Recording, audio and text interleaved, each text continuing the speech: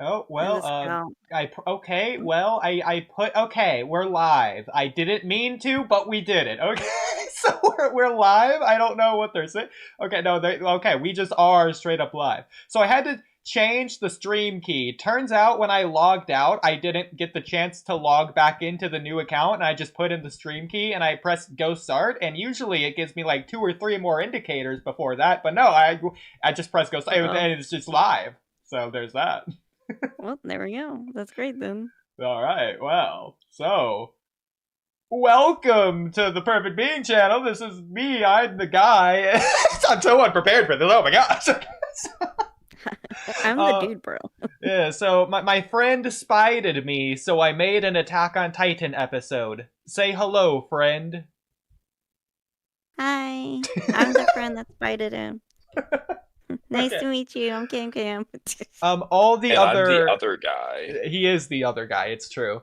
Uh, all the other alternative titles to this title are in the description below. Some of them rage bait, some of them clickbait, some of them just alternate, but all of them funny and effective. So there you go. With that being said, this is the live stream that's like director's commentary, I guess, for the episode that I just made. It's like at what 1.8k views, I think, right now. It's pretty cool. Is actually part 2 of the director's commentary that we're doing to this episode. We watched the first 29 episodes on our podcast, So the it's Walkie Talkie 29 Podcast. minutes, Yeah, I mean, minutes, not episodes. not episodes. yeah, I you didn't know, realize you made 29 episodes. I mean, this is so good. It feels like we're going through it a minute per episode, man. So, I mean, that's the thing. Anyways, so yeah, this is part 2. Definitely go check out part 1 if you want to hear all the things I had to say and my friends had to say about the behind the scenes and or the episode as they react to it for the first time, and I get their reaction and then I give the behind the scenes and all of that. Couple things I guess I'll say at the intro is that we're kind of going to be rewatching it just because they were kind of half asleep the first time we watched it because it was at like 4 a.m. when we started. Yeah. This time it's not at 4 a.m. It's only at midnight. Ooh, so we should be good. So, Yeah, it's 11 a.m. for me though, so oof. well, there you go. I mean, yeah, so PM. Oh my god. Yeah, we were just gonna like rewatch it to the 29-minute mark, but then we stopped at 4 minutes and had like 20 minutes of interesting conversation that I really wish was on stream. But now we fortunately, I suppose, have to rehave all of the conversation, I guess. But maybe we could like summarize probably, so we'll end up doing that. I guess if we wanted to do that first. Yeah, okay, well, Cam, do the honors. Okay. So what I was saying was, so Mikasa kind of like, I guess at the 3-minute mark into the 4-minute mark, she's kind of monologuing and blaming the Marlians for what they've done on parody and causing all the destruction and saying Eren is only doing this because of what they've done. And Eren would have never done this if they hadn't like started everything. So I had asked why Udi had felt he needed to make Mikasa say that, because that's not usually like her. And like Kami said, she's more of a reactive character more than a proactive character. So why did Udi feel the need to change her character up a bit? And then what did I say, Kamui? There was a few things that Udi said. The first thing he said was, well, do you think she wouldn't think that? I did say that first. Responded. And then I said, no, I don't. Well, this has been very good at recapping the conversation, like 1 for 1, I'll say that. Yeah, Not well, much we're summarizing, taking notes but... from Ikimoto, from Boruto. Yeah. So you guys did mention the fact that she is confused on Eren at this point in time in the story, especially after the slave conversation they had. Was it earlier this same day, or was it the day before, or a different day? I believe it was the day. Well, it might be earlier that day, or I'm not actually sure. Actually, now I think about it, I want to say I the think day it's the day before before. because, Yeah. but unless that was just bright and early at 6 a.m. and then just had a long day, it's Yeah. possible. It was in the previous episode. I mean, they're I'm But they had a military pretty lot people. going They on wake though. up Like early. they have like Peak and Porco invading and that whole thing. They've got Yeah. Aaron getting shot by Gabby and all that stuff. It's been a long day, so I don't know. It has been a long day, regardless if it was today or yesterday. Yeah. But yeah, so she's confused because of that. And I was saying that that confusion would lead to frustration. And considering she's seeing the enemy in front of her, it doesn't matter what she genuinely believes because that's an enemy. She's placing it on one side. She's going to place herself on the other side. And so it's confusion that turns into frustration. Or, yeah, frustration that leads into like a desperation because she's confused. And then I was saying that that's like the path of least resistance that she's trying to find, the easiest answer. And then Kamui said, You love the path of resistance, the path of least resistance.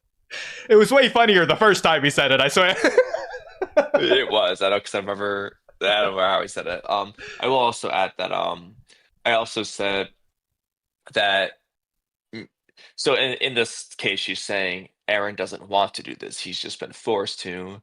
And at this point in the story, Mikasa's just not gonna want to believe unless she has specific reason to do so. She's not going to want to believe that Aaron wants to do the rumbling because she's looking at him all hunky dory positive, like, oh, he must have to do this because how could he ever want this? Unless she was listening to the Armin Aaron conversation, she would never just accept that at this point.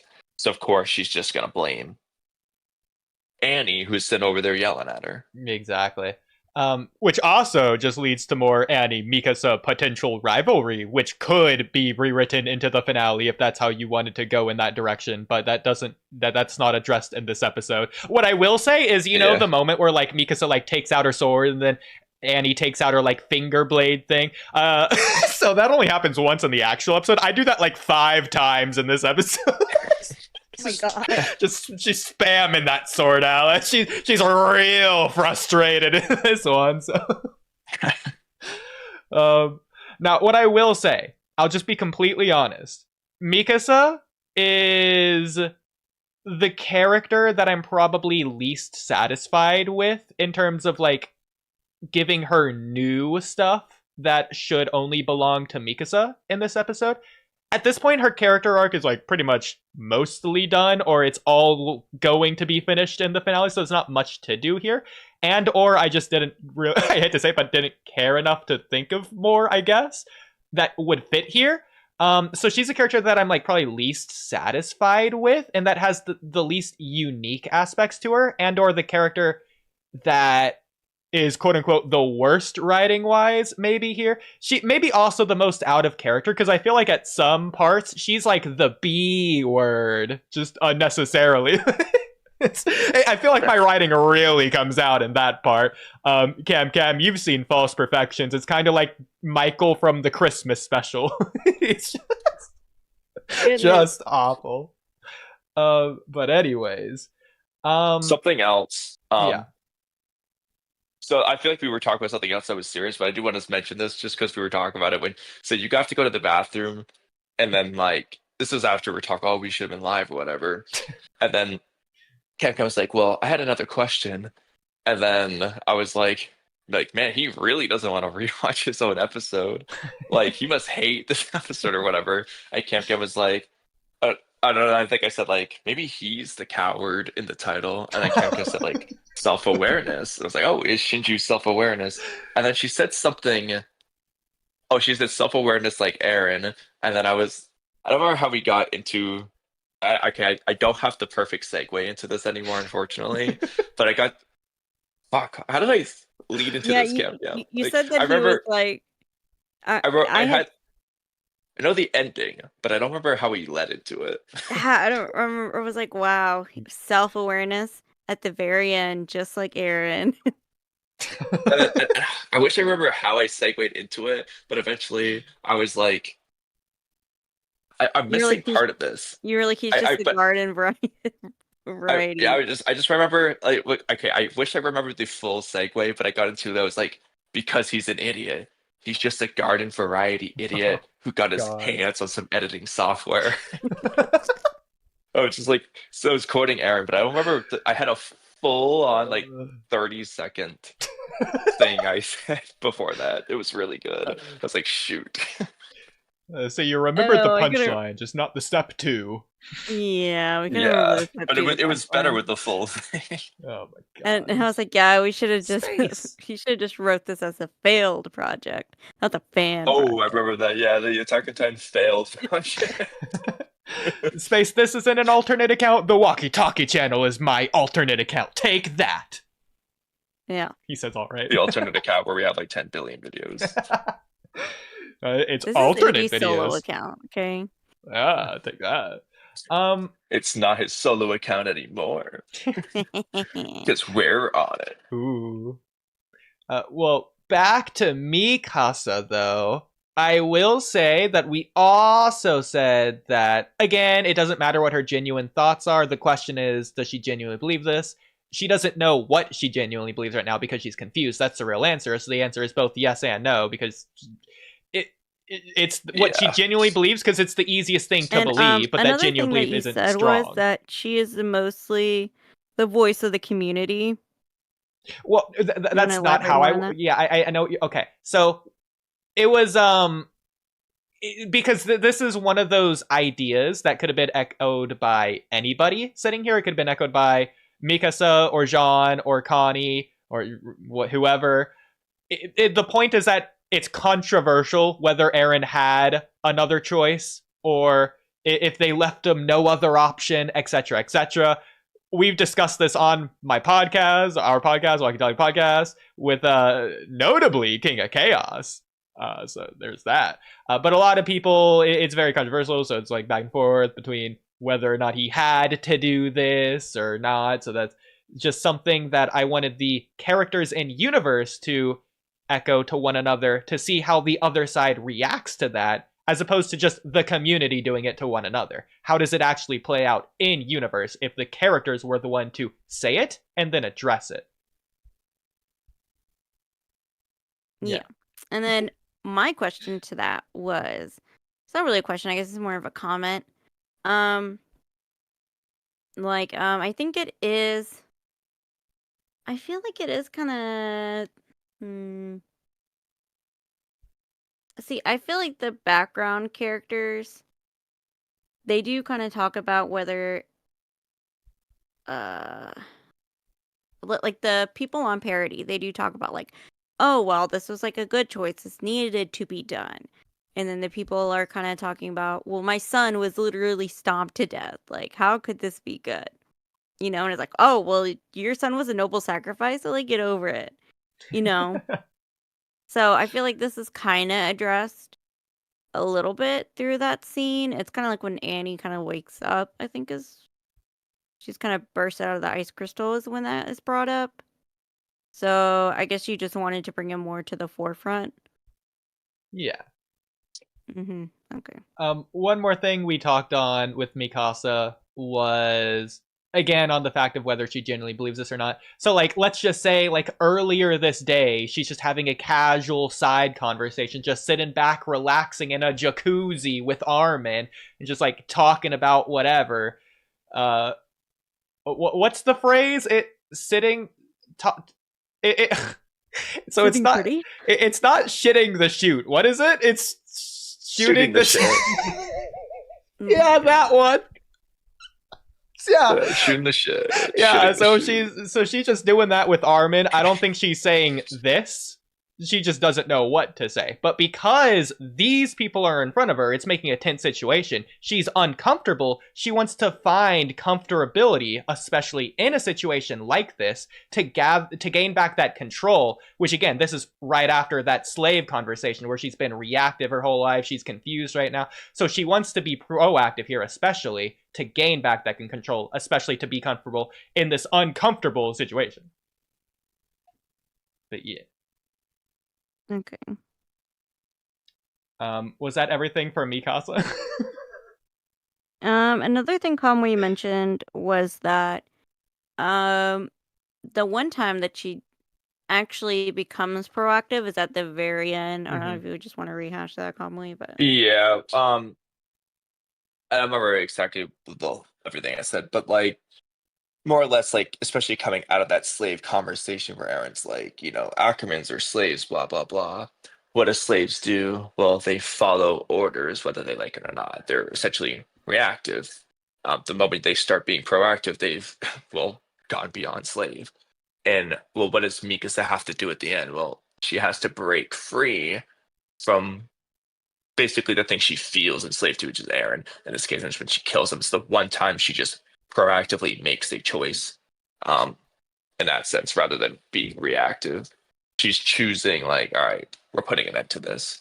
I'm not just gonna keep reacting to stimuli. I'm gonna like take a step ahead of it or something, something like that. Yeah.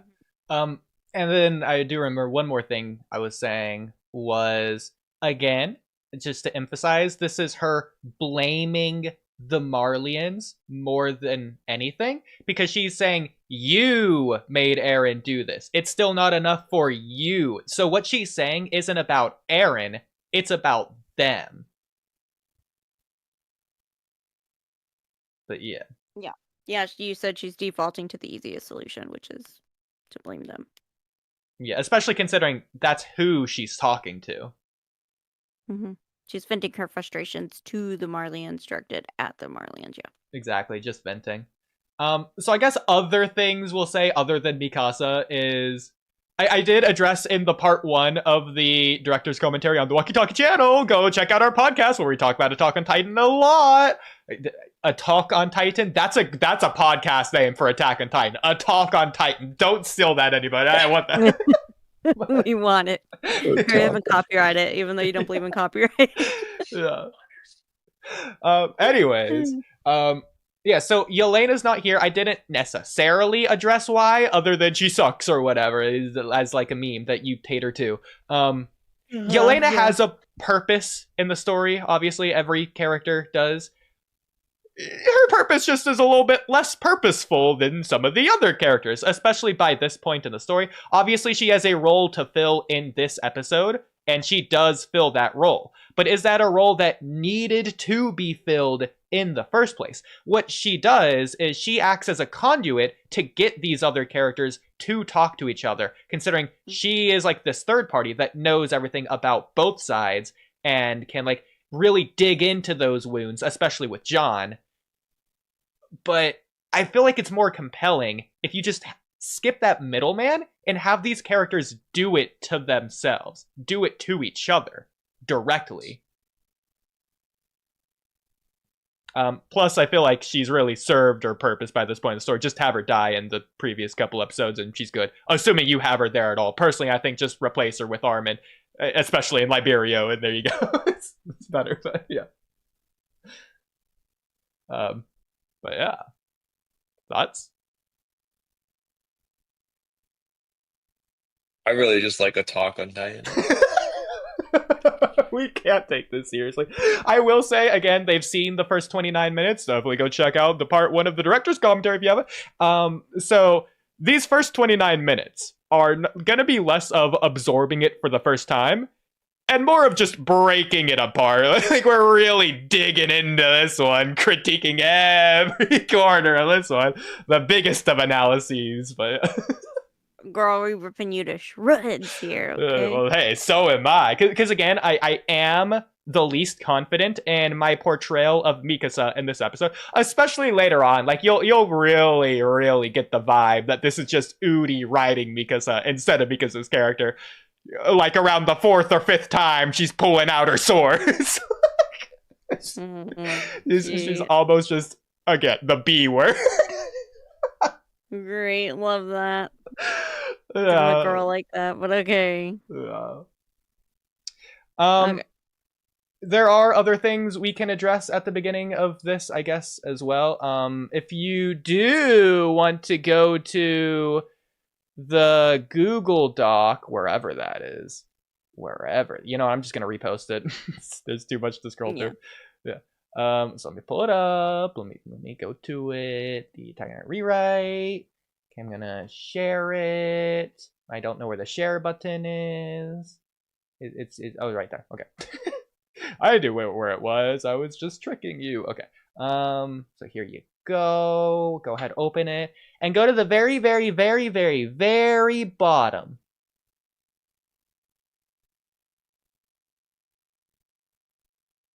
Vroom, vroom, beep, beep. The speed of light.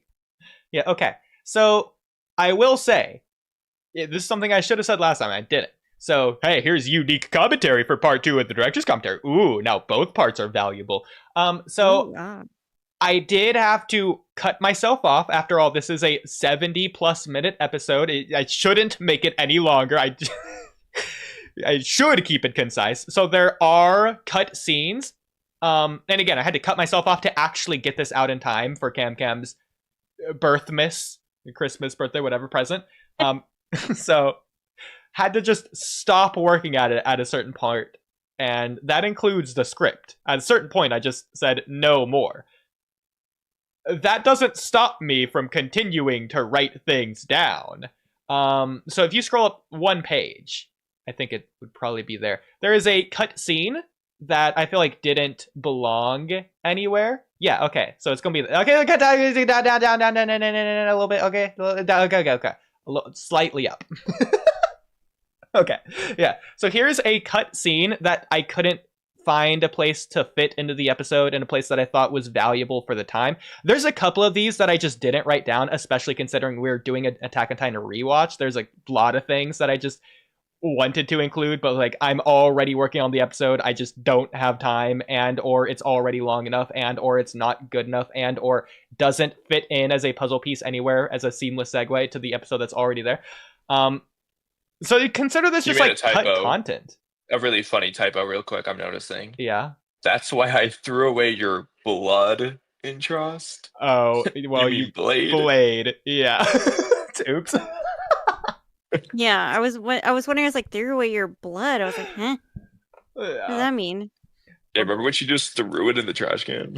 I was like, did she throw it like off a rooftop? When did that happen? Grabbed his blood. I was like, is this a whole new scene? Did you like rewrite this and later? Like Armin has blood on his face. Mikasa wipes it off, throws it away, and says, "There, you're not bleeding anymore." So, you know what? There's 3 characters speaking here. There's 3 of us. We might as well just dub this right now. Include ourselves into the episode. We're not in it as it is. We might as well. Okay. Okay. So who wants to do who? Any takers? I feel like I should be Armin or Reiner. Well, Armin isn't here, so you should be Reiner. There's Annie. He's at the bottom of the page, 50-40. Oh, no, I just didn't put that in. That was a correction that I just didn't address afterwards. Yeah, it's just that. Okay. Not that part. Oh, well, you also have Magath and Just this. Yeah. Okay. Okay. So Kami does Reiner. I guess I'll do Mikasa. So Cam, take it away. Annie. Yeah. Okay. We killed Marco right after saving you. In fact, we were only overheard by Marco because you needed saving. He's dead because we made sure you are alive. That's why I threw away your blood and trust, your blade and trust, Armin. I'm not gonna sit back and let you die. How resourceful. What was that? It's no wonder your dredges of humanity were on their last legs. You lied, even back then. You're no warriors. Not like us. Ooh, dang, Kamui. So it's just small references like that, since we talked about that one small scene when it happened in Trost in our rewatch. So it's like, yeah, I have an idea for that. But then I personally felt like it just didn't fit in anywhere. But what do you guys think about that? I feel like regardless of the second half of this, I feel like the Annie part at the beginning. Yeah, that's all I was gonna say. If there's one part I actually would include, it's probably the Annie. That's cool. The reason they killed Marco is because of this, and as opposed to Marco just overhearing Reiner and Bertolt, and that's just the end of it. But yeah. Yeah. I think that's a cool idea. Wait, he's dead because you made sure you're alive? Who? Am I missing context? Specifically John, if you remember, Annie saves John. So this is just making that more Oh. meaningful. Okay. She might also do it to Armin at a point. She saves Connie as well. Oh, Connie as well, yeah. So I think yeah. Connie's the one that's closest to this. Because in the flashback of Bryna killing Marco, he comments on the fact that Annie saved Connie. It's like, why did you save Connie and all that? Mm-hmm. Yeah, I was also like debating in this scrapped part, including Jean's frustration at the fact that his ODM gear was malfunctioning at the time, because like it was like fate that Marco had to die at that point. Like, what are these random circumstances that led to his death? Like, just really venting about that. Just never got around to it. So there you go. A couple things that I did include after I cut myself off is there was one part where I'm just gonna I might as well just tell you now. I thought at one part it'd be really funny if General McGath calls the Eldians and just everyone piss ants, like the phrase, like piss ants. I just thought that was funny to say, so I was like, all right. At one point, you guys say that. You can scroll back down since I feel like that's not included here, but yeah, everything above that is the actual end of the episodes. And that's an actual line that is, again, just like I didn't put back into the script where it actually goes. I was editing at the time, didn't need to worry about that. But yeah, we could get back to the episode, I think, now. I think. Unless there's anything else I wanted to include right now, but I can't think of it, so we'll say it as we go. Okay. Okay. Go back just 5 seconds. Yeah. Aaron, look at how far you've made him go. And it's still not enough for you. And now you're asking for our help. His very own friends to turn against him because you want to take it farther. You just can't give it up. Even with the sake of the entire world. You want to escalate I will say the something. violence Okay, even pause. further. Okay, so when working in my editing software, I can't go full screen. So the visual I'm looking at as I'm working on the episode the entire time is a small screen. Mm-hmm. Every time I use this shot, and I use this shot like a lot of times, like maybe 5-10 times, I don't know how many. Annie's mouth is moving in all of them, and I never once realized because their screen wasn't big enough that I could see. Oh. So that's why. why. Earlier I noticed, yeah, Annie's mouth was moving when Mikasa was talking. Yeah, because Conway, you mentioned it last time. I didn't know what you were referring to. I went back and realized after the fact it was definitely that. And it happens every time this plays, and I never once knew that was a thing. So that's probably the biggest mistake because of how often and obviously it happens. Yeah. So just ignore that. Just pretend her mouth just doesn't move when this scene plays. You know what? I can barely notice, so it's fine. Yeah. One more thing I'll say is I think around the 23-minute mark is where the word cowards is first used. I think we just missed it the first time. It's used like 3 or 4 times, which is part of the reason why it's called cowards. And I was saying like the like jabbing reason why it's called cowards. It's like because of the thing with you guys. It's like the inside joke of the themes being cowardly or whatever, that joke or whatever. But the middle ground reason in between those two reasons for the cool layering would be, I want it to be like at the start of this episode, they blatantly aren't on the same side and say so. And like as the episode goes on, they become more and more on the same side. But why are they doing that? It's because the Marleyans have to convince the Eldians to be like that. But it's hard to do that. It's like the Marleyans have to sell them a pin. Except I also wanted to just have it not be that. I didn't want to give the McGath, the proud general of Marley, and Aaron a pathetic moment from the finale. So he just doesn't do that. So he like doesn't like the Eldians despite trying to convince them throughout the episode. In fact, that's like what the last third of the episode is mostly about. So it's like trying to convince them, but not overly so because you hate them, which I thought was a really interesting avenue to go around. Because, like, why would they say this if they're trying to get them to be allies? Well, it's because of this exact reason. It's like a push and pull to where they do want them to be allies, but, like, they still know who they are, even if they are allies.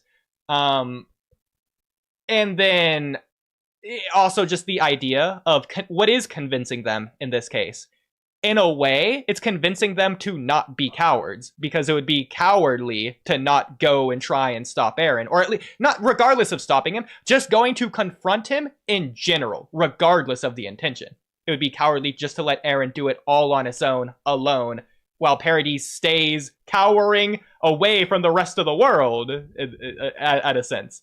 In a sense, you could argue that. And so the episode is about Marley and themselves convincing the Eldians to not be cowards in order to go after Eren, which is where the title comes from.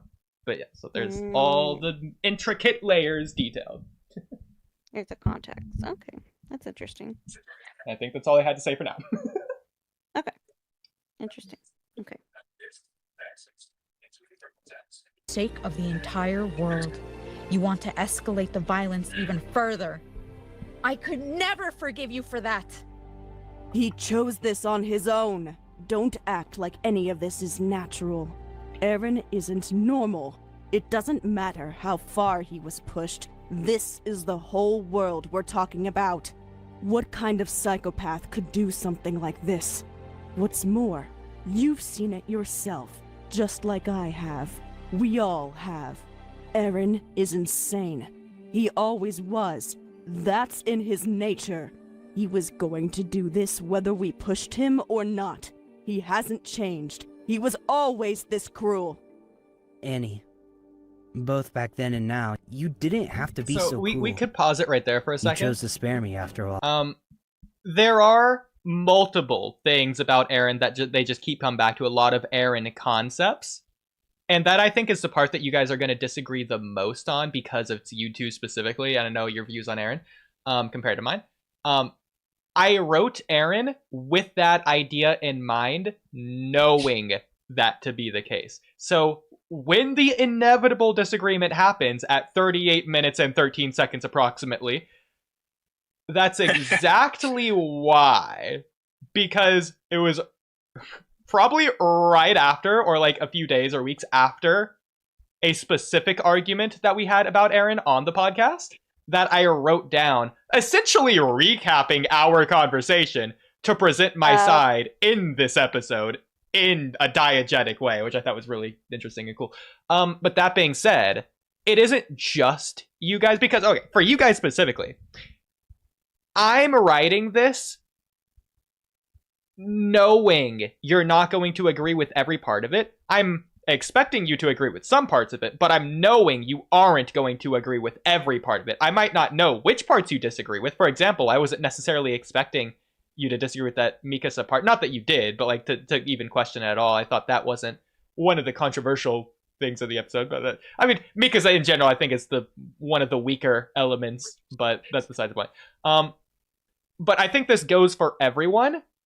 I'm expecting everyone who watches this episode to have at least one problem in the episode. I don't know where it's going to be. I don't know if it's going to be like clustered at a part or spread out, but there's so many different elements that I can't imagine anyone, fan, hater, middle ground, not having at least one problem at least somewhere, because it's doing so many different things, going in so many different directions from so many different perspectives. Even I would probably disagree with some of it, but yeah. So I thought that's very worthwhile to say, and something I address in the comments whenever we get to that later, if we do. But yeah. Makes sense for you to do that. I mean, or it makes sense for people to disagree, like... Yeah, well, because I wasn't making this episode for people to agree or the validation of others to say the episode's good or anything. Again, like, I made this as a Christmas present for you specifically, which is why, honestly, like, I don't need this episode to blow up.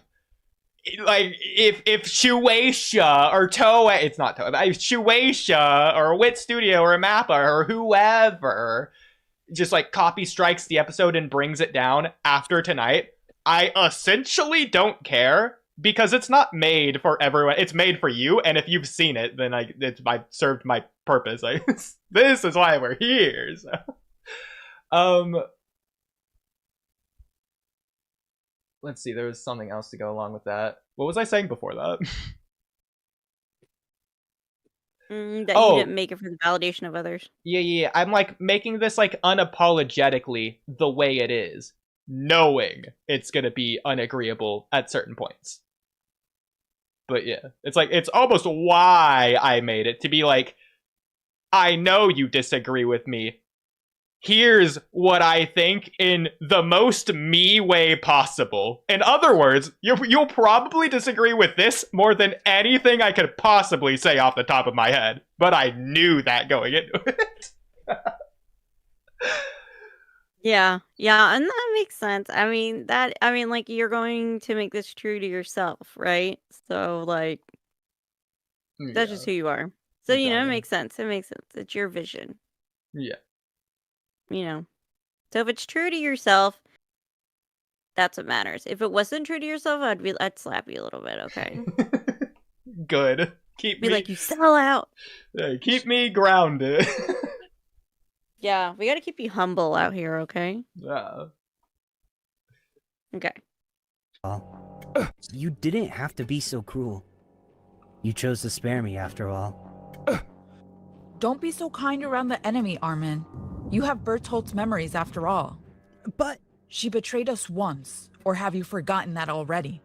I bet she's just itching to do it again. I just did what I was told, with the promise of returning home. None of this was my decision. I like the way she says that. You all just got in the way. Yeah, perpetuating the home. current system that leads to this senseless cycle of violence. It's the same bullshit excuse you're doing. Yeah, like now. it's lines Mikasa, like that please. that just aren't natural at all. What Mikasa says there, and of course it's Mikasa that says it. Like, oh, you're perpetuating the senseless cycle of violence. Like, yeah, maybe that works in a script. That does not work when you say that out loud. Nobody talks like that. Like, if anyone was going to say that part, would have been Armin. The one to say the bullshit excuse would have been Jean. Like, that's interesting. I really love the way I wrote Jean's dialogue. Like, later on when he's talking to Reiner, you've already seen this part, but he's like, it doesn't matter what backstory you cough up. It's like that's the way he would say that. I love that.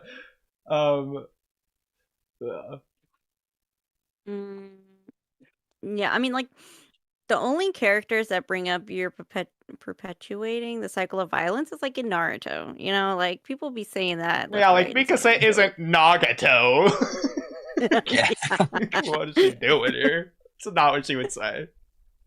Yeah, it's like a little bit more like, I don't know. I don't want to say realistic, but the dialogue is a little bit more be grounded or like centered. So sometimes it's grounded. Like, again, I was saying I really like the way I phrased some of Jean's words, but like Mikasa here, obviously no, and Armin has a couple as well. I did mention Annie's voice actor last time. The way she was like saying her lines, I felt was like very bland, apathetic, robotic. I explained this more in the director's commentary, but that's actually a good thing because that's how the original voice actor does that. And I realized when I was like editing the episode, the reason I think that works is because it's contrasting with the emotional music in a very interesting way. So once we get to that part, I'm sure now that I'm saying that, you might come to that same realization. The main thing that stood out to me with Annie's voice actor, this would be the only thing I'd say is maybe a critique, is it's just extremely slow. Talking very slow. But otherwise, I think she did a really good job. Cadence down, she has to talk kind of slow. Everyone, you know what I mean? Well, especially after watching that episode that we whatever that scene was that Udi and I like checked the other night when Mikasa talked like 100, or sorry, Annie talked a billion that was miles an season hour. 2 when she flipped Eren right before it was like episode She just talked 7 really fast. Yeah, like season 2 episode 7 or 8. I think it was 7 though. Yeah, it was definitely 7. Like, I feel like the English voice actress, she talks she talks like a little bit, her voice is flat and it's a little bit more of a sass, like Like, I don't want to Sass is be here. interesting. Like, I can't even do it. It's like, I don't want to be here. It's like really, Well, it's that heartlessness, I think, is what you'd be referring to. Her cold-hearted nature, yeah. because she doesn't want to be So I here. She wouldn't, wants to in be a back sense, home. say it's like robotic, just a little bit monotone, I would say. Yeah, exactly. You got the right idea. I'm just saying stuff off the top of my head. But again, that's like the direction, and I think she took that flawlessly. So she did a perfect job, I would say, pretty much. Other specific like niche things is that obviously General McGath is like bombastic, confident, looming, gruff, manly, dominant voice. So you'll hear that throughout. John is like the hot head, obviously. Armin, I think, also did really John well. did a good job. John did John's do a voice good job. actor. He sounds like how John would sound. Like, I think John and Connie sound the most how they would sound. Like, actually. Actually, I thought Annie's was really good, if not Annie's for is the good, too. extremely slow cadence. I like McGath's as well. Arguably, McGath's is just better than the original. I hate to say it because the original is Madara's voice actor. I feel like his voice might just fit him better. Oh, really? Yeah. I never noticed, huh? Well, to be fair, I feel the like McGath... I remember us talking about this, but like he doesn't sound like Madara. That's fair. I mean, you can definitely hear it. The Japanese voice, the in Death Note, Light's dad in the Japanese sub. Oh, Soichiro? Yeah, isn't he Madara? Yeah, You know the most he's Madara. random names. Really? Yeah, that's Madara. awesome. I recognized I it love right away. it. It's like, Madara? What are you doing over here? I love He it. always plays dads, I noticed. Like, because I watch seasonal. Madara's not a dad. Yeah, as far as you know. No, but I'm saying like his hair, like the voice actor, like he always plays older gentlemen, dads, who are like kind of rough around the edges and who are just a little bit like, like rough conservative men. I love I it. noticed. That's really cool if he plays Light's dad. Like I feel does. like I know he totally does. see it now. I'm looking it Like, up right that's now. awesome. I recognize. actually, I recognize. I wanted to make this a walkie-talkie intro topic, but like I'll just mention it now, just because it's related. There's this 1 to 3 second line in an episode I just watched where just one of the Yotsuba guys says whatever he says, and it sounded just like Kimimaro and Jigen's voice actor in that, like Keith Silverstein. Said it just like him for only those 3 seconds. And I double checked each and every single one. None of them are Keith Silverstein. That's Oh, great. really? I was like, oh, that's weird. Why do they sound like him? Yeah. Now, I will say for General McGath, I think that it was the voice director that made him sound this way, the voice actor, because General McGath in canon is a little bit more easygoing compared to this version of McGath, he's just as unignorant and understanding, but I feel like that doesn't necessarily need to dictate the way he comes across at certain points. And everyone in the comment section freaking loves McGath's gaslighting. And Kama, you were talking about this too. How he's like blaming Reiner and Bertolt and stuff. Now that's like throughout the episode, especially towards the ending. I so love funny. what I did with that there, yeah. So again, McGath isn't... Yeah, he plays Madara. Yeah. That's awesome. Yeah, Naoya Uchida. Nice. He plays Light Yagami's dad, Madara. Yeah. I love that. So what about in the dub? Is it the same voice actor for all 3? Chris Burton does Surichiro Yagami, but like I don't know who else he does. Let's see. Is that Madara's dub voice actor? Don't think so. Could be I wrong. doubt it. I doubt it. Well, we know Keith Silverstein is Kimimaro. That we do know. It's not him. Yeah. I know his name, just not off the top of my head, except for usually, which isn't right now. Okay, I'll look them all up. Oh yeah, no, he doesn't. Yeah, it's Neil. Neil Kaplan. Yeah. Shout out Neil. Need to get Neil on the podcast. Okay. So what's McGath's dub voice actor? It's gonna be Neil.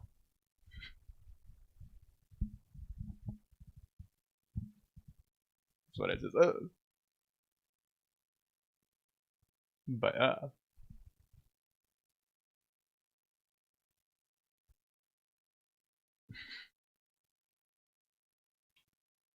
thoughts?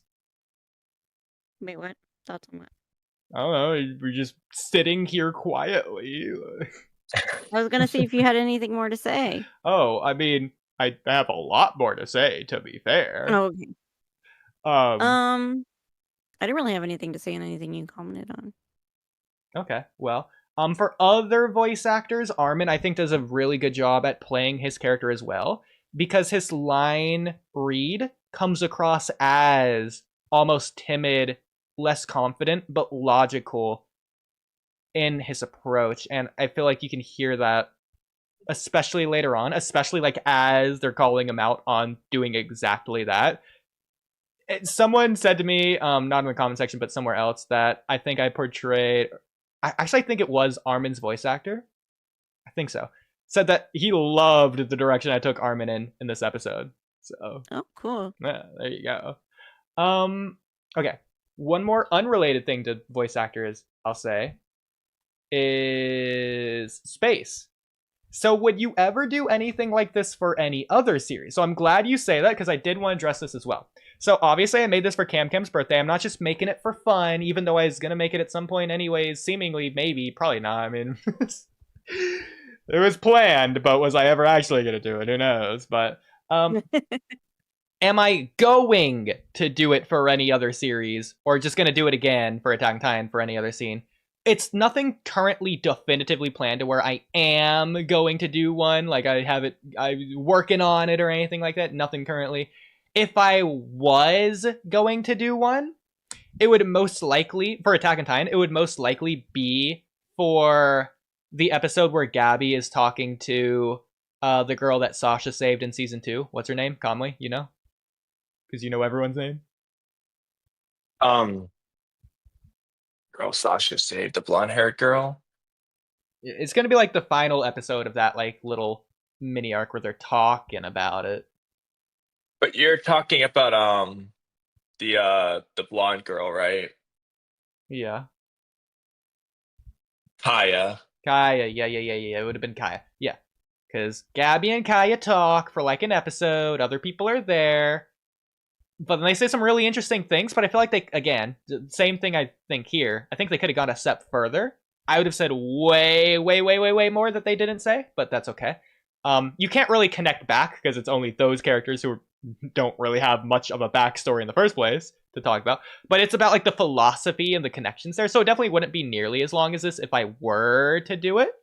Also, I realistically can only do this for scenes that are just characters talking. Like, I'm not gonna animate a fight scene for it. At least that's not currently planned. It's lower on the priority list because it's harder to do, obviously. Episodes like this, where it's literally just the characters talking and nothing else, it's way easier just to take those clips and just have it be the episode, but I change the dialogue or add extra dialogue. So other areas this would work would be Armin and Aaron's final conversation in the finale. I feel like that could have had a little bit more, but I don't have a problem with it. Just that they could have done a little bit more there, but not even like all that much. It's mostly just the fact that Armin going into the final episode, it's like, Aaron, I'm gonna drag you out of there so I can ask you what freedom really means. And yeah, sure, Conley, maybe you would argue that, oh, they talk about it. They don't freaking talk about it in the way it was hyped up to be talked about. Like, nah, bro, I don't want to hear it. So I would have done way more there. The obvious example for another series, in fact, Conley, I'll just let you say it since you should just know. If I were to do this for another series, what's the other example of the thing we always talk about? Boruto to Blue Vortex? Not that, no. In terms of rewrites, I'll give you a hint. The Boruto time skip? No. Well, that'd be interesting to do, but I feel like there's too much going on there, and I'd have to, like, do stuff that just isn't animated. So it's a playlist on the channel Something that makes no sense. Kamui, you're listening? Okay, Cam. Okay, that's Kamui Stripe 3. Let's give you the Jeopardy game. Do. Give me the question again. Give me the question again. Now I'm nervous. If I were to do another fan project like this for another series and another specific scene, what would be like the number one highest priority that we've talked about plenty of times? Like a pain, something with pain. Thank you. Yes, it would be the cycle of hatred and or the Nagato talking to Naruto in the tree. So just do the hostage situation. Loser, Kamui. Dude, I was gonna say death though.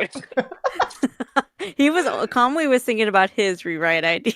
See, Death Note would be interesting to do for the finale, but I feel like there's already so much there. Like, I'd have to come up with things to say. And that's the problem, is that whereas I could do this for JJK or MHA, I'm not treating this like a job. I did this not even necessarily out of passion, even though I was going to. I did this specifically for Cam's birthmas. So it's like, don't expect me to be like, oh, I finished this one, what's next? Because as of right now, nothing. But that doesn't mean I won't do one in the future, because those would likely be the top of the priority list if I were to do one.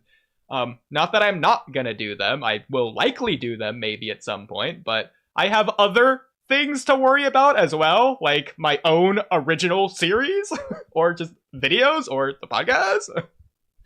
So, I don't know, ask me again next Christmas for Cam's birthday. There you go. Yep. Okay.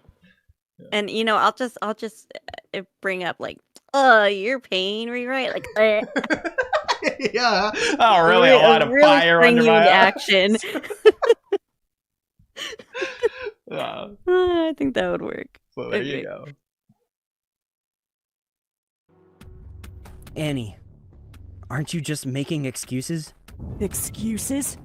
Bertolt must really be influencing you, Armin? Huh? I found that line hilarious. I'm the one making excuses. So, okay, if you want to pause real quick, because Kami, you did have something to say about that the first time. So, you were saying that Bertolt isn't really known for making excuses.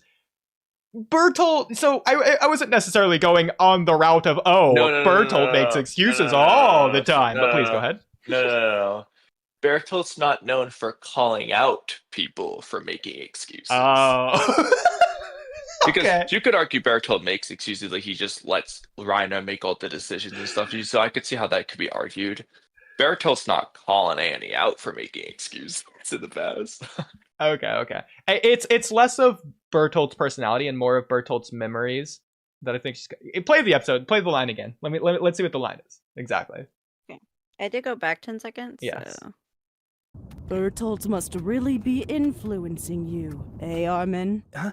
To say I'm the one making excuses, you mean just like what you're trying to do for Eren. Okay, that's what it's in reference to. So it is in reference to Bertolt, quote unquote, making excuses in terms of not being like a contradictive hypocrite or anything, but being more of that shy, timid person to let others take the lead. In that way, he would be making excuses in a way. Okay. But yeah. Okay. I mean, I love Bertolt. Gotta mention him every opportunity I can, regardless if it makes sense.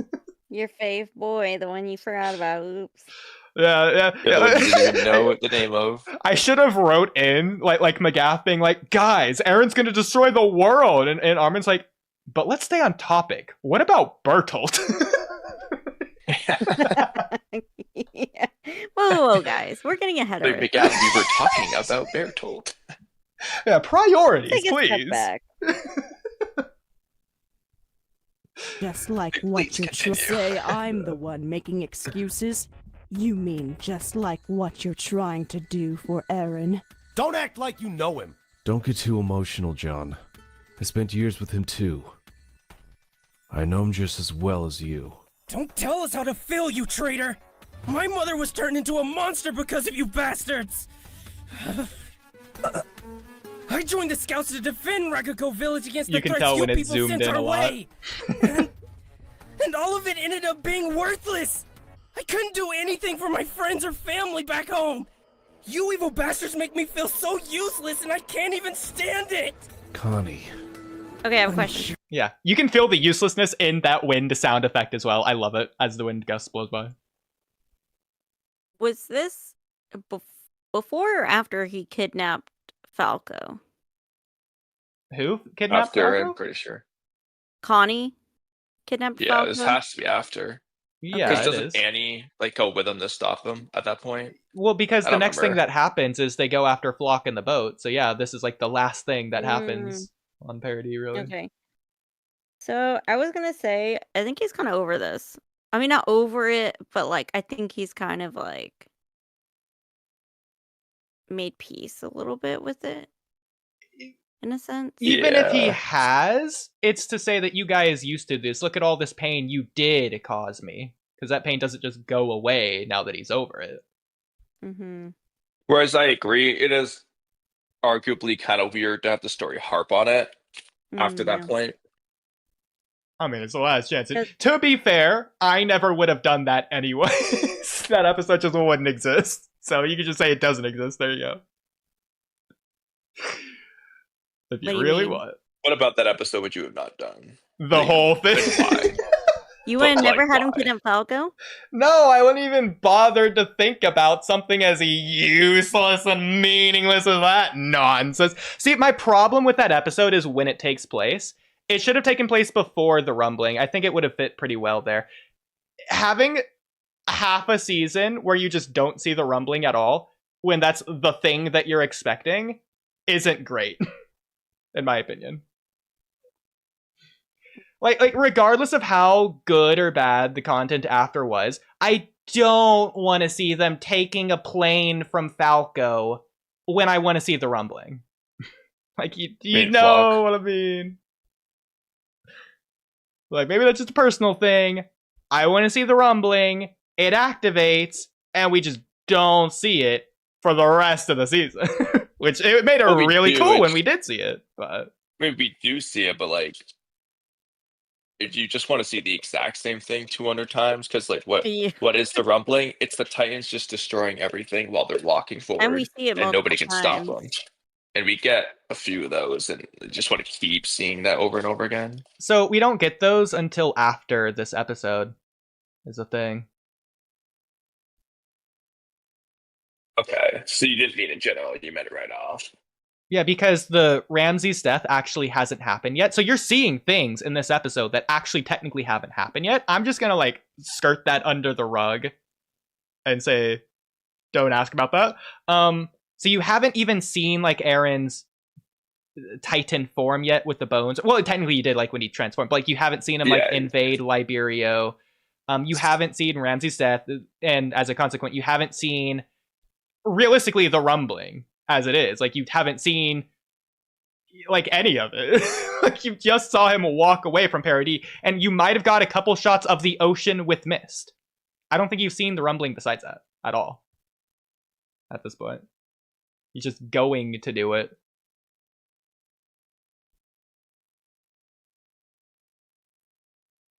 I don't know.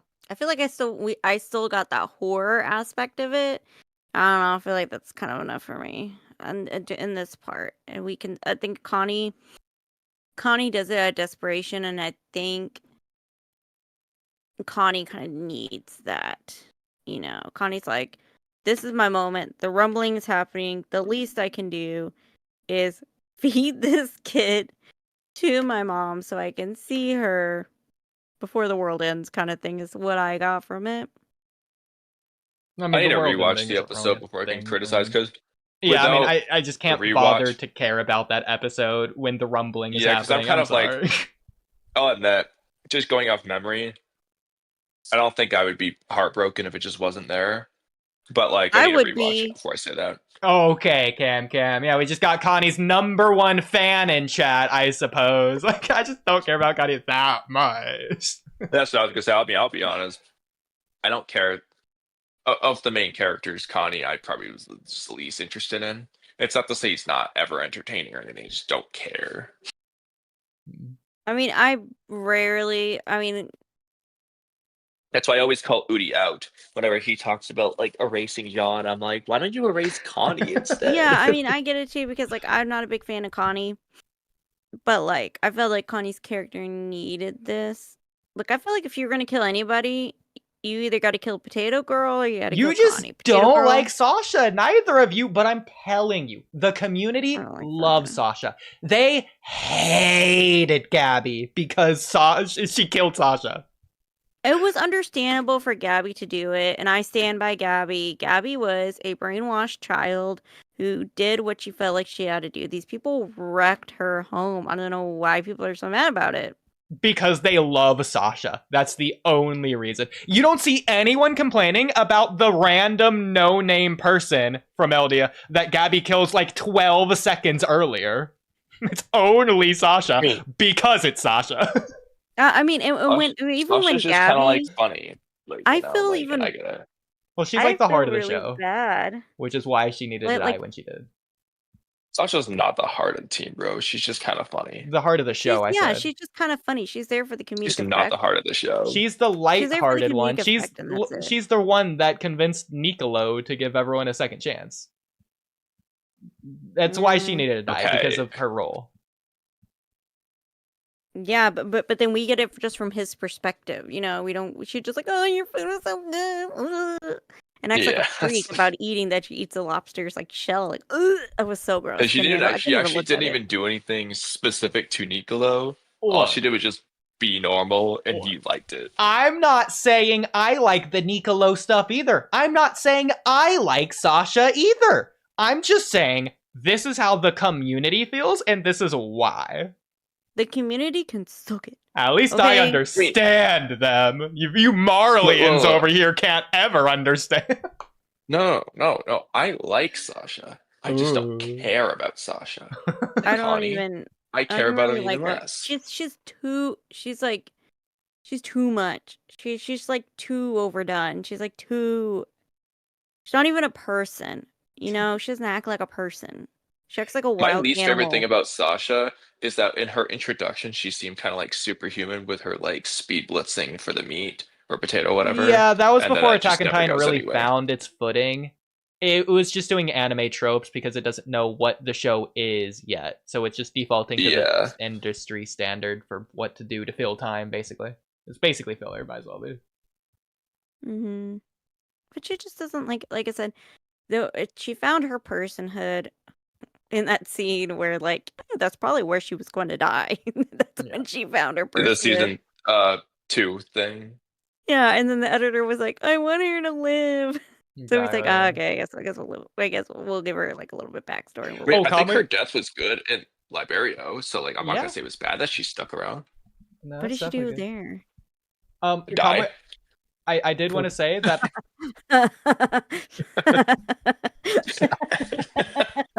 Okay, I'm glad that was on stream. That was perfect. Since we're talking about things, I will just say, like, just as a real quick thing, we don't have to talk about this for long. But oh, that hurt my head. I was looking into it, and it was confirmed at the like original ending at the end of season 2. Isayama was planning on having Eren and Mikasa kiss there. I don't know what he was going to do after that, but the kiss was confirmed, whereas it never happened in canon. And he says the reason for that was because, I forget the exact phrase he used. I don't want to use cowardly because I feel like that might just be on my mind for obvious reasons. But like he chickened out of that. He was shy to do it there. And then everyone in the comments was like clowning on him because like, oh yeah, he was too shy to do that. And then Eren kills 80% of the world. Or, oh, he was too shy to have Mikasa kiss Eren when he wasn't a severed head. But oh, it's okay once he's a severed head. I mean, it's kind of true though. It's kind of funny. That's hilarious. Yeah. I think he just got over the shyness by that point. I completely agree because of what he's saying about like the responsibility to keep it going and to dress around. Well, yeah, and he also said too, he changed as a person by the end of the show. Like he became married. You know, like I think getting married changes your perspective, kind of like with Kishimoto. Like that's why he added the scene where Naruto meets his parents because he became a father. Got married, became father, you know? Yeah. So the show was like a fluid thing, just constantly adapting, basically. I'll also add, I also saw the Colossal Titan was the first ever Titan that he drew, even before he drew the characters. Like, before he even had a design for Bertolt, he had the Colossal Titan. That's That was funny. pretty cool. Yeah. Before the regular Titans, he had the Colossal Titan. Exactly. Yeah. Before he even had characters, he had the Colossal Titan. Okay. What's Oh his my favorite Titan then? Is it the Colossal? I feel like that's a completely other question. I don't know. Maybe. I wonder his favorite character, his favorite Titan is there. I think my favorite Titan design, at the very least, would be Porco's Jaw Titan. I think that Titan looks the coolest. Thoughts? One of my favorite, and I really like. I mean, I like all of them, but The freaking lion's mane look makes him look so majestic, and he's so overpowered at the time. It's so cool. He's just jumping in like a freaking lion, bro. It's dope. I like it. It looks so cool. I didn't like the look of the armor Titan. Not gonna lie, even if the armor became useless. Yeah, Yeah, it looks cool. especially his like first appearance. I think that's like one of his coolest. Yeah. I think Zeke looks goofy at times. I feel like that's intentional. But Like, that's he looked funny. I mean, I ridiculous love how goofy he walks. Like, Yeah, I think it looked really good in his introduction. Though very horrific, like most horrific scene in the show. Cam, what about you? I was gonna say, I don't know if I have a favorite Titan. I've never thought about it. what about the female Titan? Man, I wonder why Conway's saying that. Yeah, that's Mello's favorite. yeah, freak. I would say I guess I wouldn't say favorite, but like better than the other ones because like we support women, we love women, we support all women's wrongs as well in this house.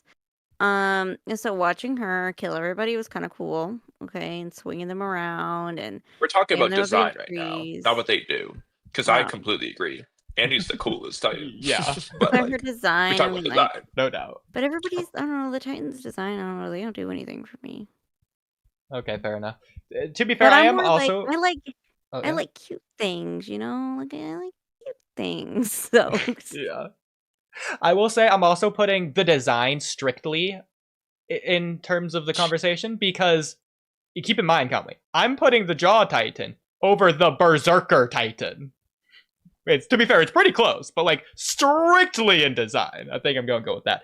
Likewise, I think unanimously we'd all agree Ymir's Titan design, the Jaw Titan Ymir, is probably the worst of the Titan shifters. But I think objectively, funny enough, the Warhammer might be objectively the worst design, just because it is just nothing of a design technically besides the head. I love, okay, the No, I Warhammer- love the Warhammer's Warhammer. design, but objectively, it might just be the worst. I love the Warhammer's design. Okay, design-wise, that one's my favorite because she looks cool, okay? She does! I love it too! But Kami, what do you think? Do you agree? I was borderline going to pick it too. But I chose armored. Okay. Interesting. Okay. I think the Warhammer's abilities. It was carrying me more than the design. I think. Yeah, like I don't even know if you count if you factor in the hammer in the Warhammer's design, or like even like the umbilical cord foot thing, if you count that. I do. It's pretty cool. I don't know. Like realistically, the only thing with the Warhammer's design is like the vertical face slits, and that's like it. Other than that, it just is a normal Titan, but covered in blank white. Yeah, it's just a mummy. Exactly. But it works. It's freaking cool. Yeah. I mean, Anna can talk. Yeah. Armor Titan can't talk. Yeah. So back to the episode. Before we play, I do want to say, I did comment on this last time, how just ignore the choreography or blocking, I should say. of where the characters are, as I'm obviously using spliced up clips from the episode, of which if you focus on it, it's going to make absolutely no sense.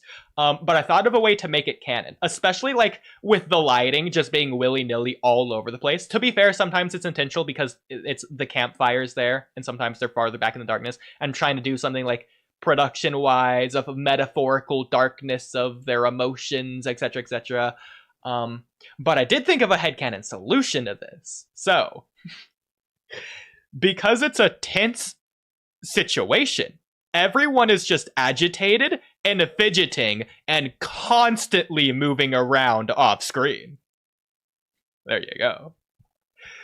It can also be really cold, and they just can't find the perfect spot to get the warmth from the fire. So they're constantly being too cold and too hot and moving back and forth. There you go. You know what? I'll accept it. All right. I guess. Okay. Sure. That's how Aaron can't even stand it! Connie. I'm sure that's how Aaron feels now. The difference between him and us is he actually has the capability to do something about it! Yeah, like, this is technically That's a problem the because only we haven't reason he's the one out there seen instead this of- yet, chronologically. So, like, realistically, obviously, you wouldn't just add this to the episode because the actual episode, if they had this, wouldn't just reuse the same clips. So just the whole episode would be animated, original animation. But, like, I obviously can't do that. So just, I guess, keep that in mind. That you would technically not be saying this, but you'd be saying whatever. But, yeah. This is the visuals that I used, working with what I have. I mean, it works fine for me. I don't have any qualms with it. Okay. I mean, Conway, do you agree What that it's of us? slightly weird, at the very least, for me to be using something from a future episode? Because you can make the argument that it Given would the just take away from the scene, or is spoilers, or just you blatantly can't do the scene in the future, and that it has to be shown here, or any other argument. But, like, everyone's already seen the show that's going to be watching this episode anyway. Yeah, exactly. Like, just given the context, I wouldn't worry about it. Okay. Yeah, that's true. Yeah. Okay. The difference between him and us is he actually has the capability to do something about it! That's the only reason he's the one out there instead of one of us! Hey, Connie, now that I think of it, remember what Aaron told us when we joined the Scouts? His own mother was eaten by a Titan, right before his very eyes. Okay, one Sounds more pretty thing. happy when you say He didn't just that. feel powerless. No, one more thing, He was real quick. powerless. So- As those bastards. So when I was balancing the episode, I balanced it, then I rendered it, and the whole thing was quiet. I think I explained this last time, right? I don't remember. I don't Okay, think well, Yeah. okay, I'll do Explain this. to me, So, at okay, least. so when I was doing the audio balancing for the episode to make everything sound consistent, dynamic, mastering it. Yeah, I did say this last time. Yeah, I was doing the mixing and the mastering of the episode. I had to work with, like, I turned the quietest thing and I cranked it up to the max, and I can't crank it up any louder. So I had to work off of the highest volume of the lowest volumed thing to mix the audio around that, to balance it around that, because otherwise you're just going to have an imbalanced episode. But that resulted in the entire episode being 11 decibels quieter than the typical YouTube recommended volume. So I had to re-render it and then obviously bump up the audio quite a bit for the whole episode. But since it's already balanced, that's not a problem. What I also did, just for fun, since this is like a second version of the episode that's rendered and uploaded anyways, I also added the lowest possible setting of audio balancing just for fun, and then put it to custom settings, and then put it down even lower below the lowest possible. So there is an additional layer of audio balancing on the episode that's automatic, and I didn't check any of it just for fun. So You're like, what let's this just means, go, baby. because I to be fair, I haven't checked the entire episode. Like I said, I haven't checked any of it actually, but it's the Even though you said you watched it 82 times. but it's the slightest amount ever. Well, this was after the 82 times, so it was like the very final thing I ever did in this project. So for the most part, it's resulted in absolutely no problems. It might just be better overall.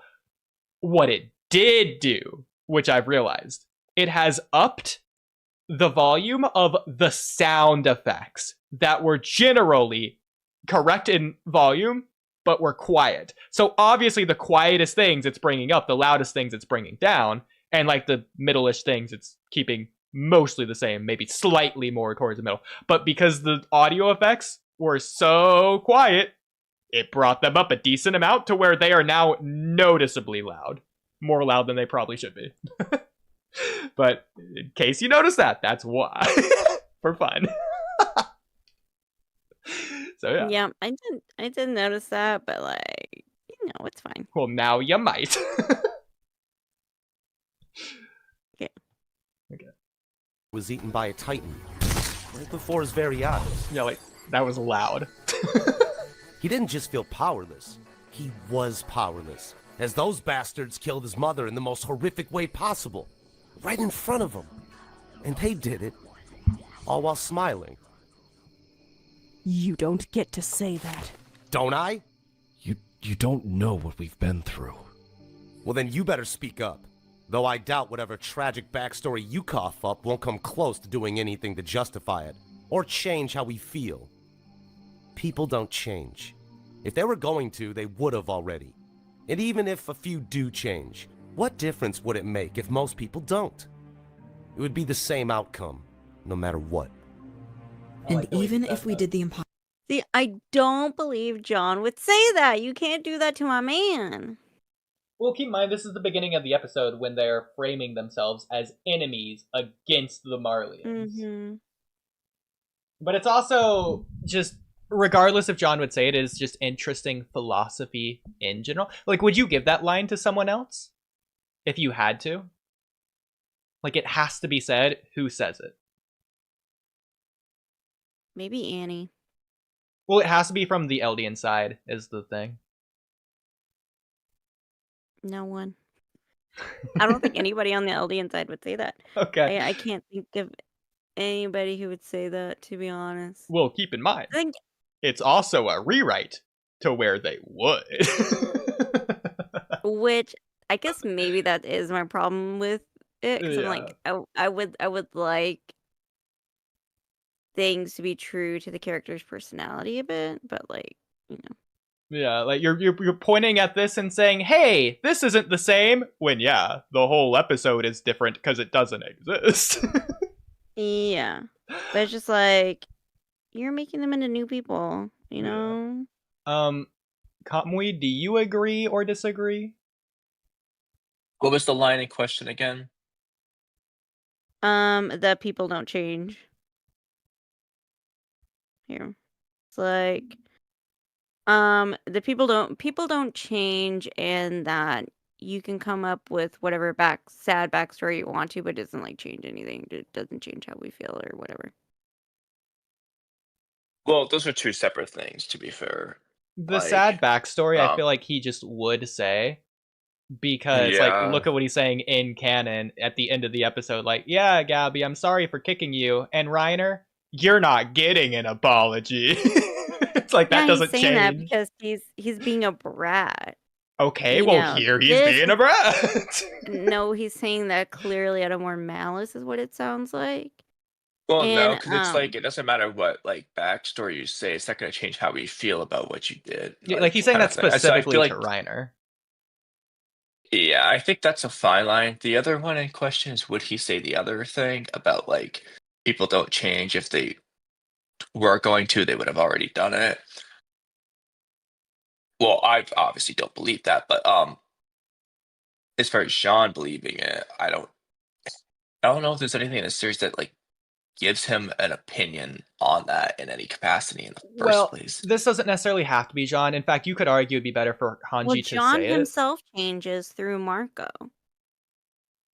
Yes. Through Marco's influence. So this isn't meant to be a general blanket statement. This is in reference to how the results would actually play out, because this is more so in reference to the fact that Marley did declare war on Eldia, despite Eldia's attempts for that to not happen when they were in Marley.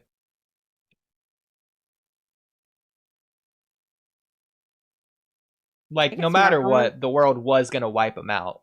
So it didn't really matter. They weren't going to change. Yeah, but I thought this was a person-to-person type of conversation, not like the general you. Well, you know what I mean? It's like sort of Maybe half rewind it real both. quick. Because you could argue he just doesn't genuinely believe this about everyone in general.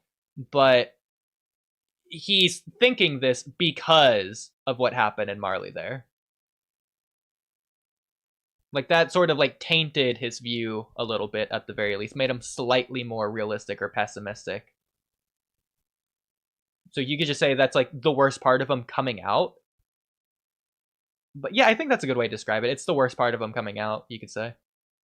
I don't think the worst part of him comes out till the end where he punches Reiner. Because like John was a much more looser canon, I feel like, in the beginning. Like, of Attack on Titan. Yeah, like he's like fighting Eren and stuff. And then once Marco died, I feel like that kind of changed him, and he kind of grew as the seasons went on. And especially at this point, because he's kind of decided what he wants to do, and he's kind of like left that old idea behind of what he wanted his life to be, because he's kind of flip-flopping back and forth, like in the 4th season, I guess, at this point, a couple episodes before this.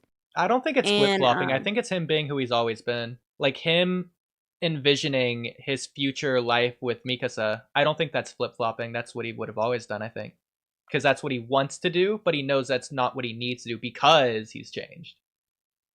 But realistically, has he really changed if this is... He didn't do what he needed to, or he's always doing what he needed to, as opposed to what he wanted to from the beginning? You could argue in Trost he wasn't going to, and that he was convinced to because of Eren and Armin and everyone else. But then, what was he actually going to do if nobody talked to him in Trost? Was he just going to run away? Or was he going to like realize on his own just later on, begrudgingly, reluctantly? That he needs to. See, I just think it's through...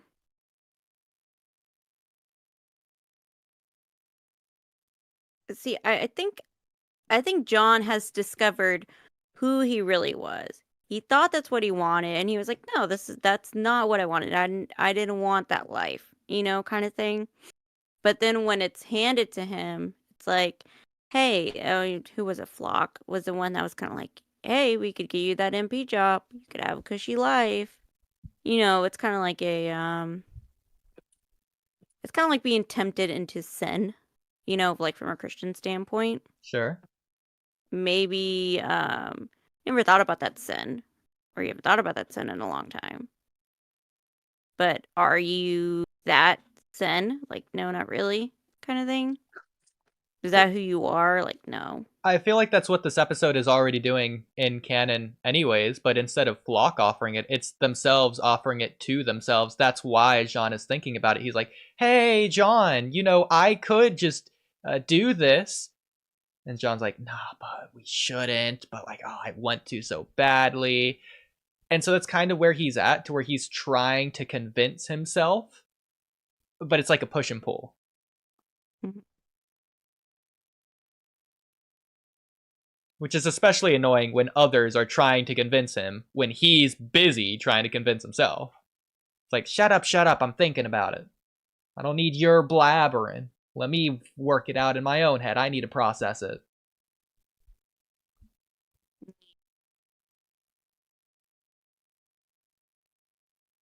Yeah, I guess I can go with that. It's kind of a push and pull.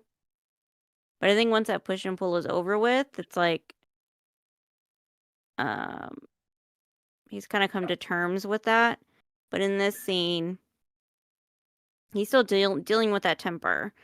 And it's kind of when he flies off the handle at the end of this episode, because like Reiner won't shut up, and nobody's there to kind of really hold him back at that point. Well, I mean, I think if anything, that's just, you could argue it's because he cares about well, it is because he cares about. I'm not going to say you could argue, but the fact that it's John that is the one to do it when no one else does tells me that John is at least the author's trying to maybe indicate that John is the one that flies off the handle outside of the Marco thing. I mean, Mikasa does it too at one point, but she doesn't actually do it. So I feel like they're in a similar situation to where they were gonna do something, but John didn't hold himself back. Others needed to, whereas Mikasa just did it herself. Okay. But it is like a bitterness towards the Marleyans in general. Because again, you could argue he wouldn't even be thinking about this right now if it wasn't for the fact that he's right in front of them, talking to them, and they're the ones trying to convince them. Or him, I guess. Mm-hmm. Yeah. But Kamui, what do you think? I'm not gonna lie, I tuned out for a little bit. That's fine. Okay, we can play. Yeah. Okay, Kamui did ask me to replay this part, so yeah, what are you Yeah, saying? for the full line. Yeah. Through. Well, then you better speak up. Though I doubt whatever tragic backstory you cough up won't come close to doing anything to justify it, or change how we feel. People don't change. If they were going to, they would have already. And even if a few do change, so that line in particular, what difference would it make? It can't be a blanket statement, because what would that be referring to?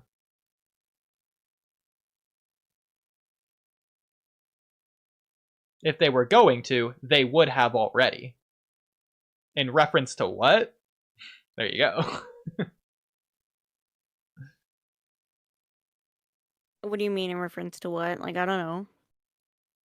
Well, to what I was saying, it's in reference to Marley and the rest of the world declaring war on Eldia. They would have taken him out. Like, he's saying it doesn't matter whether they change or not, because if they're gonna change, it's gonna be too late.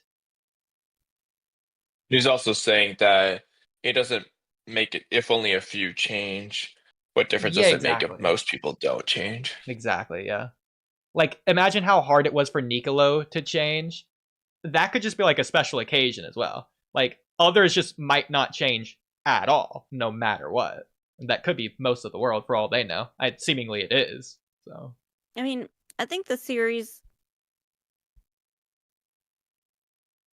I don't know if it harps on, but the series is trying to show that people can change here and there one by one. And in this tiny knit group, they're changing enough to cause a big enough change and to save lives. You know what I mean? well, I think this is what But this is before that happened. It's getting at, though.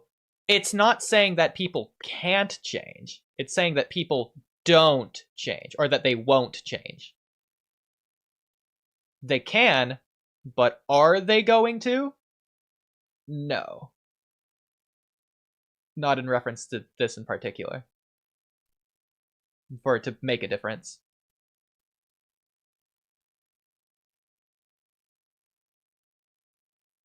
See, I just don't, like, I don't know. I just don't feel like John would say that. But again, this is a rewrite, blah, blah, blah, blah, blah. I understand that. But I will still stand by the fact that I don't think John would say that. That's just fine. because of all they've already been through and seen others change. And the story has told us that people can change and can make a difference, you know? Yeah. I mean, I'm not going to overly the main defend contention this I would line. have is from their perspective at this point. Now, obviously, like Annie in this, especially in this rewrite, is saying, no, Eren didn't change. He was always this way. But going into this, the whole crew here on like the John, Mikasa, and all them think Eren changed. They haven't yet really considered that he was always this way. Yeah. So from John's perspective, Eren has rapidly changed, and he sure as hell is making a difference. Well, is he most people? Well, again, but I think actually Connie's line of that's the reason he's the one out there right now instead of one of us would be the counter to that, actually. So I do think that works. I like that. Yeah. But that's also a rewrite line that doesn't exist. So. Well, you're talking about a rewrite line that doesn't exist in the first place. So, countering the rewrite with the rewrite.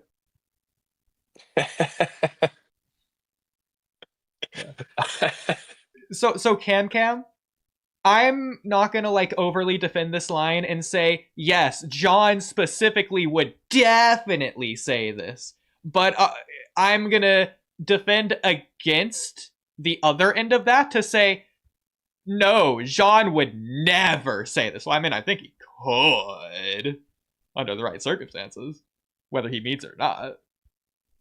Mm-hmm.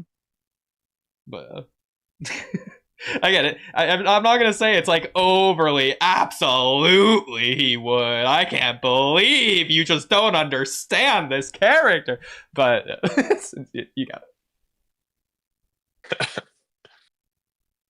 it. Sorry, I'm making notes. Okay. Oh God.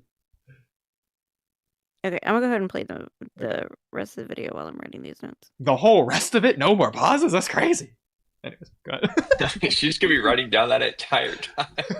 No, well, maybe while I'm doing my notes, I'll pause again and be like, wait, one more thing. Okay. Just a couple lines, okay? People don't. Because I don't want to sit here and be paused for like a minute, okay? Oh, yeah. Outcome, no matter what. This right here is the end of that line. It would be the same outcome no matter what. So I think that in context to this line makes it a lot better, at the very least. Oh, keep hitting my microphone. Difference would it make if most people don't? It would be the same outcome, no matter what.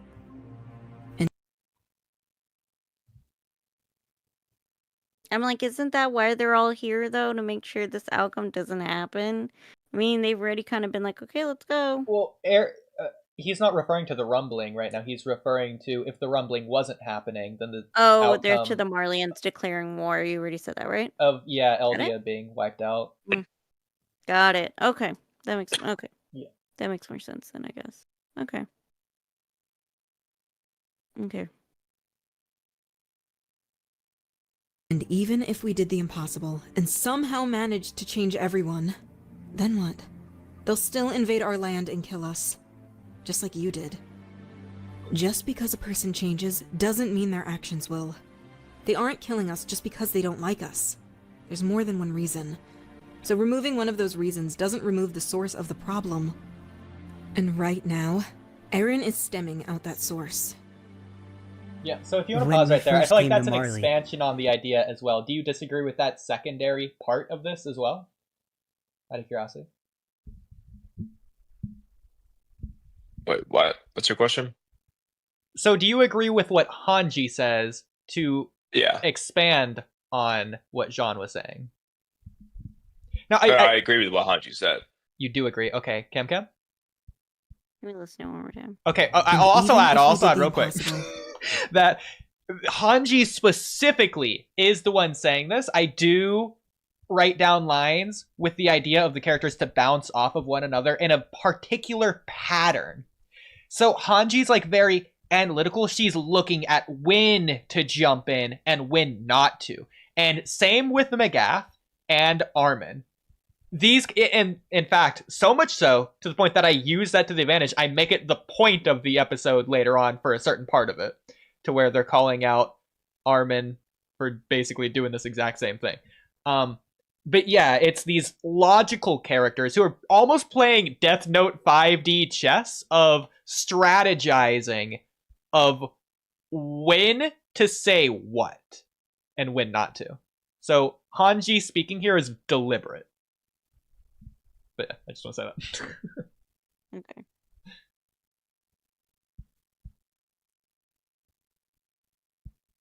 And somehow managed to change everyone. Then what? They'll still invade our land and kill us. Just like you did. Just because a person changes doesn't mean their actions will. They aren't killing us just because they don't like us. There's more than one reason. So removing one of those reasons doesn't remove the source of the problem. And right now, Eren is stemming out that source. Thoughts? When we first came to Marley. I mean, I do think that line fits Hanji's personality. Really? I wasn't expecting that at all. But okay. I'll go for the idea rather than Hanji. But yeah. I think it's more the last part. That's because her point is, well, it's not just that they don't like us. They're also afraid of us for using Titan powers to kill people, basically. And right now, Eren is doing that. He's stemming out that source, as she said there, Yeah. which is part of the reason why she wouldn't want to support Eren, besides the fact that she just thinks is morally wrong in the first place. Yeah. But like Armin says in the finale, like Eren, like this is almost making it worse to some extent. Like we had a chance to show the world that like violence isn't the answer, blah blah blah. But now you've taken away that chance by making the world's greatest violence ever. So like Armin and Hanji would be on that similar wavelength there, I would say. Interesting. Okay, I like that. Now I will say, speaking of Armin talking, Armin says the next thing. Again, this is very deliberate and intentional that Armin is the one adding on to this point with what he's going to add on to here. I feel like here was a very appropriate place for Armin, the logistical, strategic Erwin replacer, to jump into this conversation, to expand on, elaborate this point, to strengthen it, if you will, and bolster it. So I'll just summarize the idea of the point he's getting at, because calmly, I feel like this is an interesting conversation in general for like the cycle of hatred in Naruto, with specifically resources, because to a certain extent, compromise isn't a solution always. So let's just say that you are entirely scarce on resources, so much to the point that it is between you and one other person in the area who are about to starve to death. And you both find one source of food, and there is only enough to sustain one of you, to where if you split it, then both of you will die. Only one of you can survive off of this food source. That creates an inherent conflict, disagreement, etc. that just can't be solved because of the cruel world, blah, blah, blah. Thoughts? Well, in theory, that could happen. I don't know if like that's realistic, but like, well, this is a hypothetically theory, yes. Realistic scenario, so yes, it is in theory realistically possible. Sure, in that case, you really the only compromise you can make is a fair fight, I guess. Like exactly, but like that's just like a conceptual example on like a low level scale. You bring that up to a higher scale, and obviously that's not the only specific example, it's only specific, but like you bring it more broad, it's in an umbrella concept that can apply to a lot of different things, to where cycle of hatred, very real, unsolvable to a certain extent, etc., etc. Yeah, I mean, if let's say food source is scarce and you find one thing of food source and only one group of people or only one person can use it and live off of it, I think there's more that can be done than like fight over it per se. I think there could be a chance of like, well, maybe we could travel, like I'm thinking of like in a forest. I don't know, this is a picture in my head, like maybe we're in a forest. Maybe we can like search for berries, or maybe we can travel out a bit farther, like maybe we can look for a water resource, because like you can survive a few days without food as long as you got water, like, you know. Yeah. The reason I use this example in particular is because it's the most basic way I can get this example down to its bare bones. It's two people, one thing of food, you can't split it.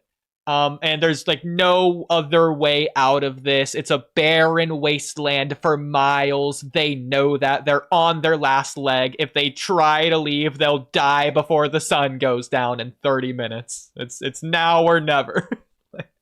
I just think we're not just being creative enough. That would be preparing rather than preventing.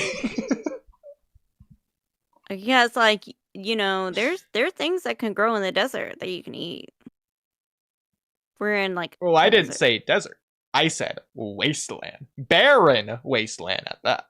What is the description of a wasteland? What is the definition of a honestly, wasteland? I feel like a wasteland honestly might be better than a desert. Let's look up wasteland definition. Okay, fine. They're on Mars. Is that what you unused area of land that has become barren or overgrown. Oh god, overgrown. I think that's looking pretty good. Oh my god. Listen. They're on Mars. There's one puddle with a singular fish, okay? There you go. Hey, if there's one puddle, there could be more puddles. There's not in this case. I'm There could be- God, I'm maybe the telling you fish there's has not. eggs. Well, they would already know because they've already scoured Udi, the land. if that's the case, man, you're both just gonna. Oh no, one of you gets to live the extra day. You're just gonna die the next day. I mean, that's true too. You might as well just split the fish and go out on good terms. Oh my gosh. That's true too. Maybe that's probably something I would do. I mean, and then like keep traveling as far as we can. I feel like we're because in your hypothetical, they're intentionally just screwed no matter what. missing the point of the hypothetical for fun. Look, okay, hypotheticals. Your hypothetical is flawed. No, it isn't. You are flawed. No, because What hypotheticals are for is they are thought experiments to explore ideas in a safe environment. And we are exploring our own ideas and our own solutions and our own ways of thinking in a safe environment. That's all they are for. This environment feels extremely hostile towards me.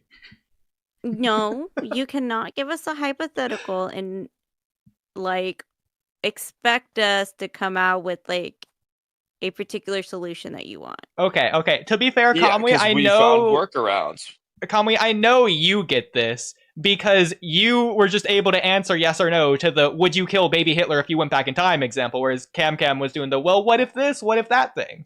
So That's what, but in hypotheticals you can do that. Well, to be fair, Udi, I started off my answering your hypothetical, but now I'm kind of veering off. Like, 'cause I gave you the answer you wanted, but I'm veering off now to say, like, well, there could be more fish or whatever, and you're saying, no, on God, there's only one fish. Okay, so if we're gonna die tomorrow anyway, let's go on a good terms. Listen, you made me make the hyperbole extremity of version of the example. Okay, they're not actually on Mars with one fish. You know what Udi wants? Udi wants murder and blood. Yeah. I think we're realizing the That's problem. the answer he wants. Udi is just like Aaron. He is the garden variety. No, because actually, Kamui, you didn't give me what I want. Because what I want wasn't to say, oh, they gotta fight me. The point of this experiment is to say there's not a solution to every problem. Yeah, there is. Every jutsu has a weakness. That's not even, Kamui, even if that was in the same like vein of conversation, that is even then unrelated. You can't just correlate those two ideas. There is no perfect solution to everything. There are imperfect solutions. Well, yeah, I guess fighting is a solution, but the point is that fighting's not a solution. What's a solution? Fighting is a solution. You killing the person for an extra day of food, that's a solution. Yes, it's a solution. Dies. But like Cam, okay, so let me nitpick your hypothetical what if of this example. Okay, so which one of you is gonna go search for food? Who's gonna stay with the Rock, fish? paper, scissors. Rock, paper, scissors. Rock, paper, scissors, she says. You're both gonna search.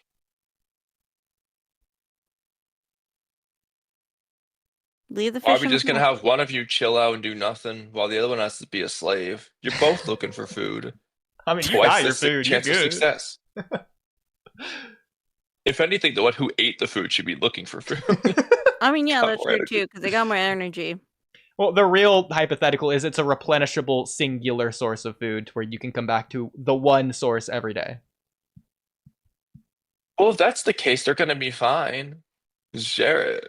Well, if it's a replenishable, then like it's not like plants are gonna grow in a day. It's not like watermelons are gonna grow in a day, or like vegetables are gonna grow in a day. So like those people might eventually. You guys are adding so much extra. Okay, my science teacher, which gives this actual experiment, would fail you two for going outside. This isn't a thinking outside the box type of scenario. Okay, and maybe we're just maybe we're just too autistic, okay? We're Because making it all realistic. hypotheticals are for, and I'm saying this like in a very rural way, all hypotheticals are for is thought experiments to be explored in a safe environment to explore your own ideas and to think more introspectively about yourself. That's all they're for. Well, They shouldn't be Cam. for a grade. I'm sorry. Safe environments are controlled. Then this isn't a safe environment. I agree. You guys are trying to walk all over my level of control in this experiment. You gotta add a lot more nuance to your definition. You said safe environments are controlled. That's definitely not telling the full story, because you know what else was controlled? Slaves. I wouldn't say they were in a safe environment. Well, no. I mean, slaves Or aren't slaves aren't an environment in the first place. The Holocaust was pretty controlled. Sure, I wasn't mean, safe. That's a concept, not an environment. That was an environment. The Auschwitz was an environment. What are you talking about? No, Auschwitz is a concept, not an environment. It's a camp. Auschwitz is the name of a camp. Concentration. It's not the camp. It's a camp. It is not. That's what I said. No, it is the name of the camp. It's not the camp.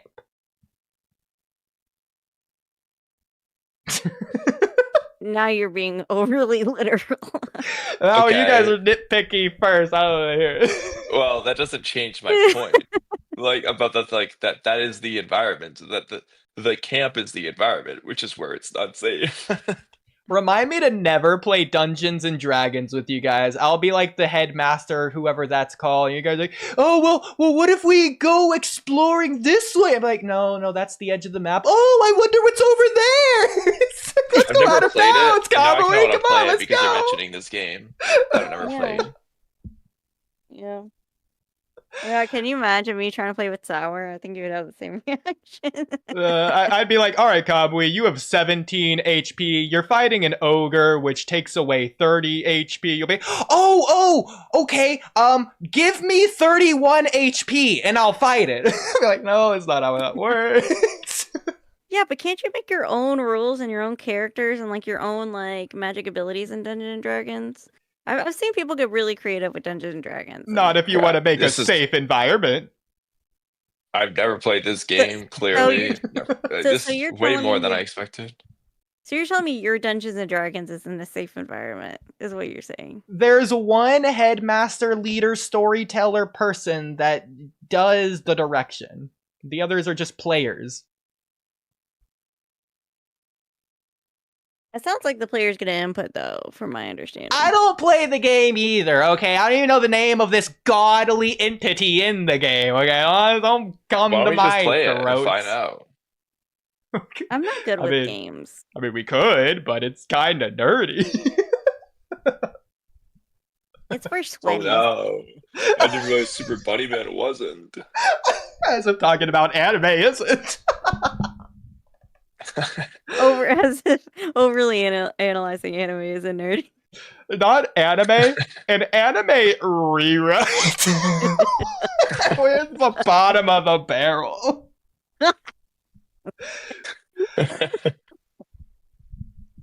So a bunch of otakus.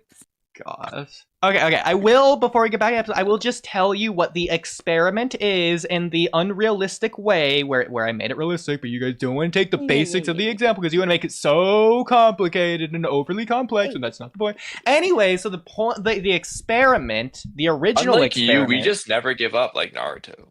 Yeah. The original experiment is with fish, and the numbers are like variables, but let's just say there's like 5 fish in the pond. Hang on, I need the exact numbers.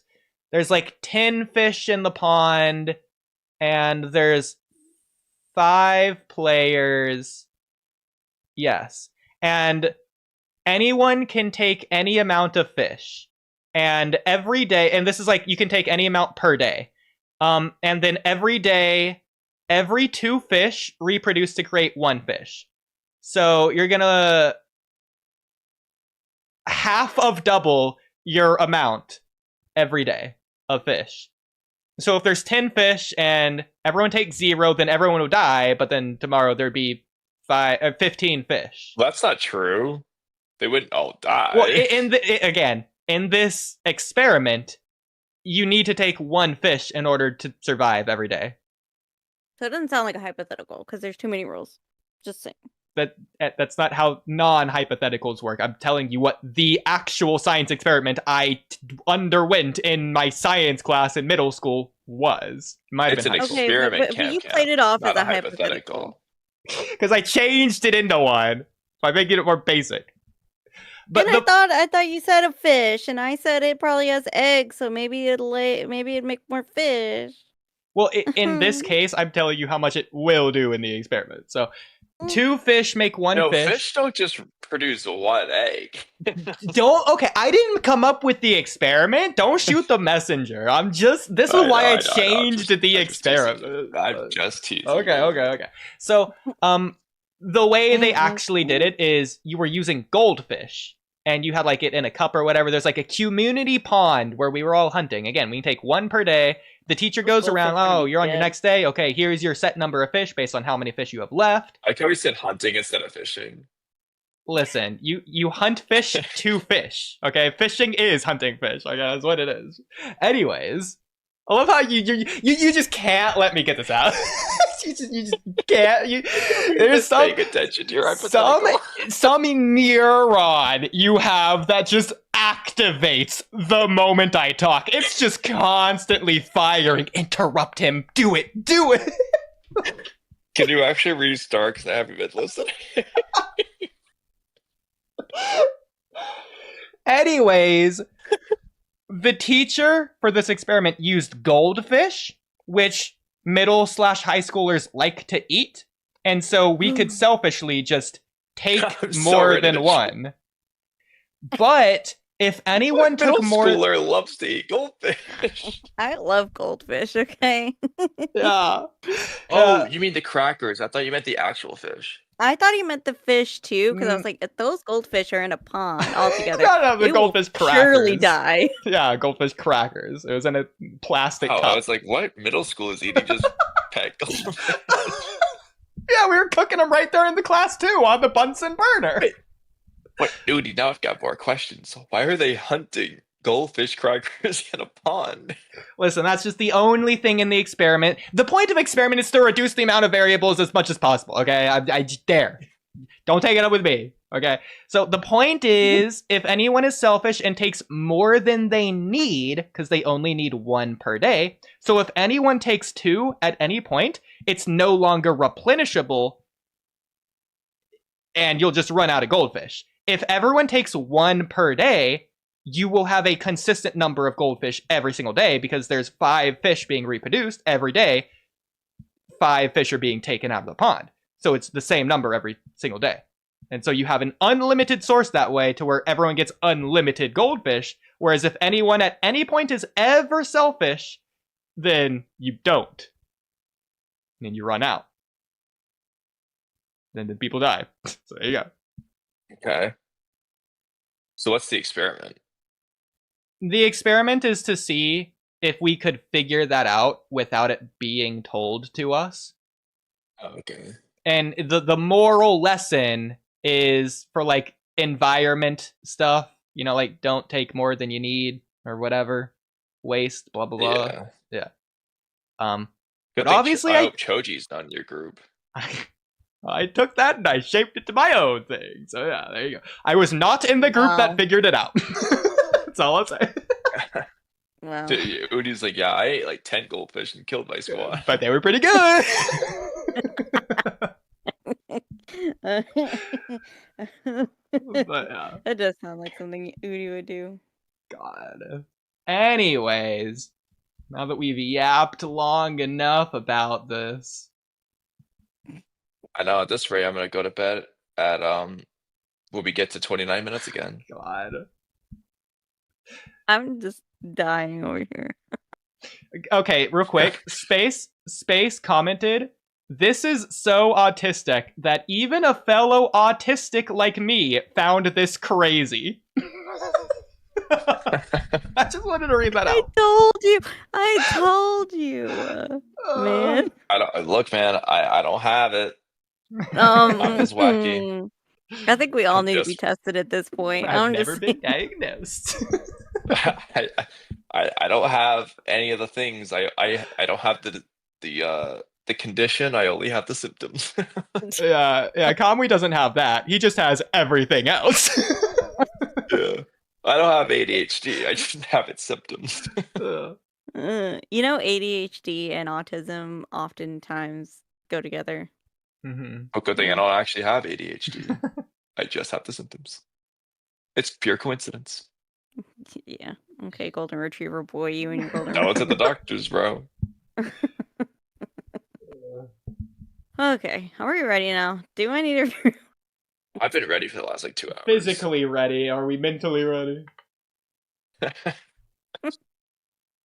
One of those reasons doesn't remove the source of the problem. And right now, Aaron is stemming out that source.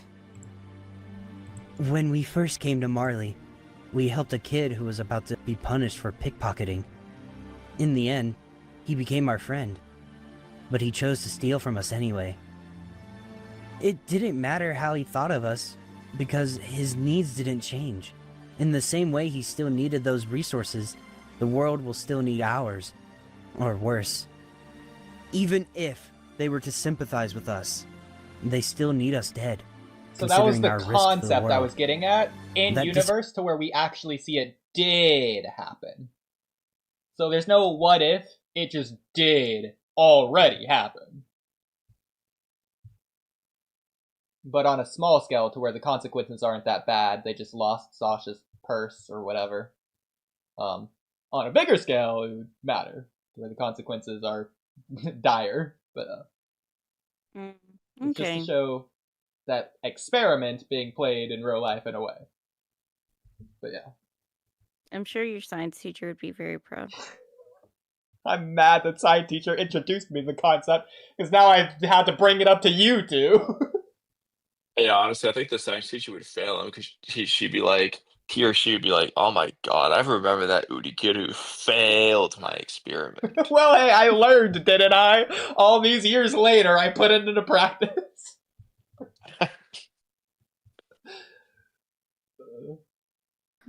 You know what, Conway? I hope I never go fishing with you. You're telling us to kill our friend to survive when Cam and I are like, there's another solution. That wasn't even what I was getting at with that, but whatever. Hey, I thought you ate all 10 of the goldfish and then your friends. You're trying to make us awaken our Mount Gekyo like Itachi. You're like, kill your best friend.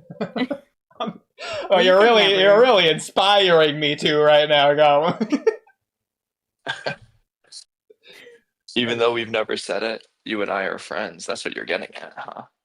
We've said it multiple times is the problem. He's about to take it back. Never said it. We may have said it, but we've never said it. Ooh, you got me there. I can't. Considering our risk to the world, that disagreement will always be there, regardless of the world's feelings towards us. It doesn't matter how innocent we are, even if we beg and plead. What kind of reasonable person would fully trust someone born with a bomb strapped to their chest? Cobway, you know what that's a reference to, right? Moment? What? You know what this line is a reference to, right? Because I wrote this in reference to one of our conversations. What, the bomb strapped around your chest thing? Yeah. What kind of reasonable person would trust someone like that? Someone born like that? It was familiar. Yeah. But I wasn't exactly sure what you were thinking of. So right now, off the top of my head, the first thing that's coming to my mind is Red Christmas, and I don't think that's what it is. No, what? What are you talking about? Yeah, I figured that wasn't going to be it. This is the first thing here in my mind. Remember Kid Naruto? What about Kid Naruto? Oh my gosh, Kaba, we've had this conversation. Kid Naruto is like a kid with a bomb strapped around his chest, and like, I wouldn't trust Kid Naruto for that reason. Not because I'm like, don't like him or whatever, but because he could just literally go off at any moment. Like, I don't know. If I don't know. Like Yeah, I remember walking. us talking about that. Like, again, no offense to Kid Naruto, but if I'm just a Konoha citizen that doesn't know when or if he's gonna kill me on accident even, then sorry, just stay away from me, please. I mean, you never had any proof that he would, though. See, my perspective is, doesn't. I'm just gonna take on Kurama myself, so like, okay.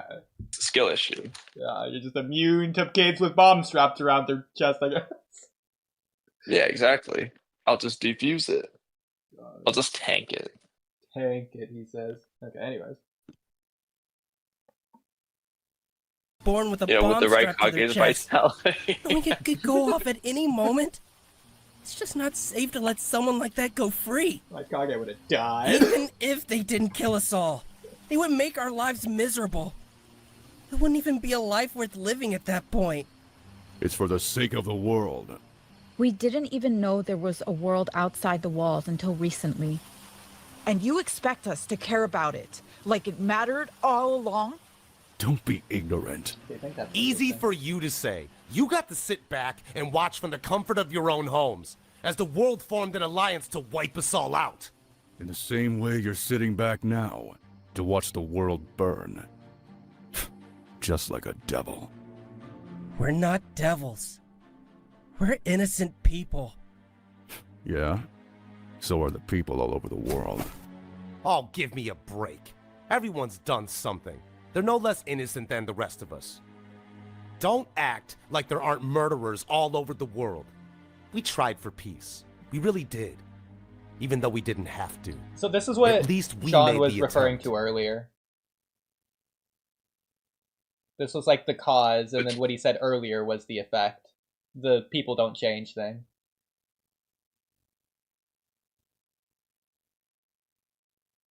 I feel like cause and effect is the wrong words, but I think Well, I get what okay, you're trying then to say. order of events, if you want to say it that way. You say it would Yeah. happen prior to that to give them What? mindset. That like people are all, that like people have all done something, or we've all done something. The fact that he's saying that we tried, we really did. Oh. See, I think if maybe that would have been said first, I might have gotten it better. That's fair. Well, good thing I'm here. Good thing the director is here to explain it. Okay. Yeah. I also, what do you guys think about the line that Mikasa said of like, we just learned about the outside world and you expect us to care about it like we knew all along? So it's like, hypothetically, if life on Mars was discovered today, we probably wouldn't, we would care about those aliens, but we probably wouldn't care as much about those aliens as we do about ourselves or the rest of humankind, etc., etc. Even if, like, objectively they might be just as valuable or whatever. I mean, I would say the world as a whole probably wouldn't. I mean, like, look, we hardly even care about our neighbors down the street. Yeah, Would we really care about aliens? Exactly. Like, our aliens' lives? Probably not. Yeah. So. Conway, thoughts on that? What was the question again? It's about Mikasa's line about, like, you expect us to care about the outside world when we just found out that it existed at all. Yeah, I liked it. Okay.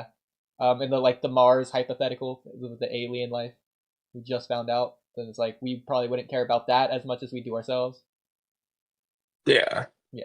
Okay. Now, I will say, and this would go along with the thing that you disagreed with John earlier as well. Everything that they're saying to the Marlians is like a counter to their point, or like their own side against the Marlian point. Again, they don't have to necessarily believe in it themselves, but they're presenting the case almost to see how the Marlians would debunk it anyways.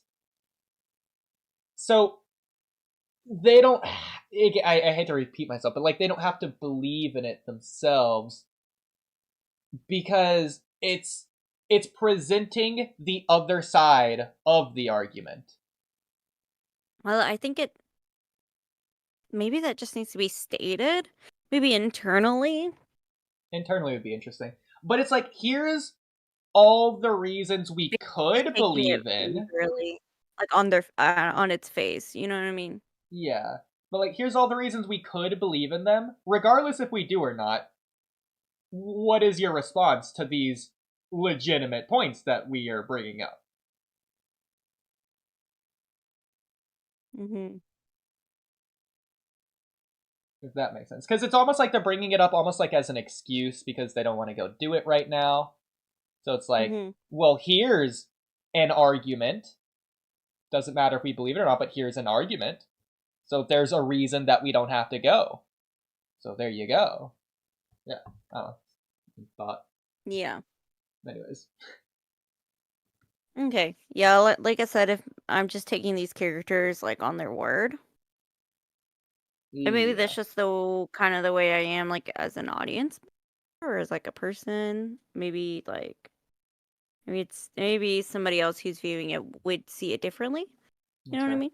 I feel like I understand why you're saying it. I feel like there is at least the implication of it to a small degree, to where you could see it just because of the obvious tense scenario and context of they're all Eldians talking to Marleyans who the Marleyans are trying to get them on their side, but they don't really have any reason to side with the Marleyans. It's not even about the Marleyans, it's about Eren. So, like, why should we go along with you? Why should we trust you?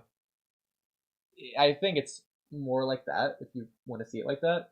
It's like they're seeing each other as, like, enemies right now because they haven't talked it out yet, so, I don't know. Okay. And so, like, I guess maybe when I might need to just watch the original episode again, but like the way I kind of am thinking back to it is like, okay, yeah, we'll work together, but I don't like you. So like I'm gonna say what I have to say, but I don't like you. It's like they're not really trying to convince each other of anything, I guess. I don't know. Well, convince them to join them. At this point, they weren't confident in going after Eren, specifically John, who was thinking about just not doing it based on his future. I thought he already had agreed to at this point, though. Even if he agreed to it, he's just saying it, but like uncomfortably. He like doesn't believe it yet. See, maybe I'm just misremembering.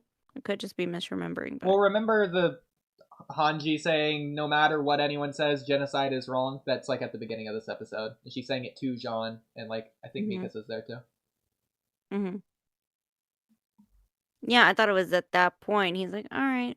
And then at that point, like, whenever he... What is it? When he, like, pretends, like, all right, I'm gonna join you, I'm gonna be a part of your crew, and then he's, like, frees people, or... Who? Keith Shottis, does he free? Thought he was a part of the whole plot. I could just be misremembering. Maybe that was way before. I don't know. You know what I'm talking about? What are you talking about? Okay, there's at one point where I think Flock is trying to get like the new scouts to be a part of the Jaegerist. Yeah. And they're like, oh, beat up Keith Shottis. Yeah. Is that what his name is? And John is kind of like under their watch, and John's like, okay, yeah, I'll be like a part of your team, or I'll be a Jaegerist. And then he kind of like takes it back, you know, as like a ploy to kind of get closer to them and like help out Keith. And yeah, John wasn't vibing with the Jaegerists, but he obviously wasn't vibing with Marley. He just didn't want to be with the Jaegerists for sure. Because like that was the only way he was going to get that life, was to be with the Jaegerist, right? Potentially, but well, I feel like if they turn back now, is like the point they were trying to get at with the John scene, that would happen if they turned back now. At least in his head, that's what he thought. See, I thought it was more like, if you join the Jaegerist to support Eren, to be an MP, then you could have like a cushy life. I didn't necessarily see it as like, oh, if you do nothing at all, then you could have like a successful life. Yeah. I mean, turning back now would be going back to the Jaegers, because the point of leaving them was he's like, almost betraying them in their eyes. Yeah. So yeah. But I thought you just said that, like, no, it wouldn't mean, like, going back to the Aegis or, like... Well, I didn't say that. I said he wasn't, like, vibing with the Aegis. He didn't want to be with them. But after time away from them, realizing he doesn't really have any other options other than go stop Eren, now he has to weigh those two choices against one another. Oh, okay. Yeah. Okay. But anyways. Okay, got it. Okay, got it. I'm good now. Okay. Act like there aren't murderers all over the world. We tried for peace. We really did. Even though we didn't have to. At least we made the attempt. And yet, even while completely unprovoked, the world itself was fine with intentionally lying about us, forming an alliance, declaring war, and becoming murderers for a one-sided battle to completely annihilate us. We would have been lambs to the slaughter. There wouldn't have been any mercy, unlike what we showed you in Liberia. And you expect us to sit back and ignore that? After you attacked us, the only regret I have is not pushing harder. If we wiped you out even earlier, we could have saved Liberia. You know, Eren taking out all the world's politicians paints a bad image. It tells them that we have an incompetent security, that Marley is weak. We, the powerhouse of the world. They aren't human. They wouldn't consider something like that. Tell me, how did you feel as you senselessly murdered us? The first time I saw a human life being taken away in front of me, it was one of you. It was Marco. See, this At would the go time, really interesting with it that confused Marco me, because it made... cutscene, but I feel like it doesn't necessarily play into what I was trying to get at with this scene, which is why I scrapped it to an extent. Oh, okay. It's just Be, like like, an too early additional for it? cool element, but I feel like it's a revelation that almost takes away from what I was trying to get at. So it's going in like not different directions, but like multiple directions, which makes it a little bit more not vague, but like ambiguous or muddy, I suppose. Yeah, muddy, convoluted. Yeah, I think so too. Okay. Yeah, honestly. I think it's better probably just leave it out, yeah. me feel something. For you people. Then afterwards, I started to dream about And see, there's that Jean moment. reacting to it all That's when I sad, like, so became that's still scared. there. I didn't, like, leave that Scared of out. my own humanity, So there you go. mistaking you all for people, and scared my own emotions would get in the way of completing my emotions. So I killed that humanity. I and remember this locked line. those emotions away. I think that was a So how did I mistake, supposed feel to be mission, as I not stomped on emotion. those Yeah, I think it's corpses? the only one. I felt could be completely wrong. empty inside. You're so comfortable lying about us. Even straight to our faces. And even tossing around the term devil, knowing we're just like you. Yet when we start acting like one of the devils you so easily call us, you come running to us, devils, for help? What kind of sense does that make? If you're going to do it, at least do it begging, tears in your eyes, groveling on your knees for forgiveness, instead of slandering us like you're superior the whole time. We don't have to look up to you or listen to your orders. We're fine with sitting back and letting your world burn. After all, right now, don't forget, you're in our world. It's not like we even knew there were people outside the walls in the first place. What difference does it make? We don't really care what you went through. We care about what you did, because that's the part that affected us. Our trauma is your fault. You can't say the same about us. Especially considering you were right there with us when Eren told his sickening story. You had no problem sleeping next to us that night. You and Bertolt looked real comfortable sleeping next to the victims of the families you wiped away. Pause real quick. It isn't just... So, Bertolt's sleeping position, I also found this out today, Conway. So, his position is actually the position that, like, it's apparently inspired or referencing in real life, like an Easter egg, that Isayama wrote it like this. A torture method is, like, the position for this torture method. And this torture method was only used on traitors. Oh. Right? That's cool. When do they first discuss Bertolt's sleeping position? I have no idea. I don't know if it's true or not, because I saw that in like a YouTube short, but that's what they said. They could have just I mean, that's still really cool if that's true. But yeah.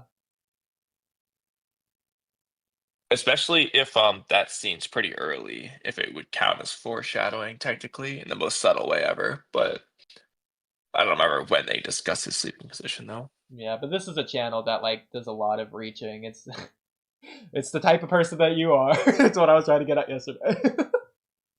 It's not true though, because I wasn't reaching with the Attack on Titan theories that were correct. Just like as an example, the most blatant one. Okay, since you so desperately want an example, even though it was counterintuitive to my point to provide one, I'll provide you one anyways. And sorry, Cam and audience, that has no idea what I'm talking about. But this channel uploaded a short that, you know that one episode at the end of the first half of season 3 to where it has like this glitch effect ending showing like the future events or whatever? Oh, I remember seeing this, or you showed me this. Yeah, so he was like giving some like in-depth metaphorical reason for, oh, the number 49 divisible by 7 is 8 and that has Japanese significance. No, bro, it's because it's the final episode of season 3 when more was confirmed to be done. It's like a production value thing. You're an idiot. And then I remember the comment was like, wow, that's so profound. Yes, it's because Armin was knocked out at the time, and so this is how he remembers it, as a glitchy, blacked out moment of memory, because he's the narrator at the end of the show. It's like, no, that's not what they're going for. Okay, but you can't use an example of someone else and say it's an example for me. My point was to say that I'm lumping you in with the type of person who would do something like that.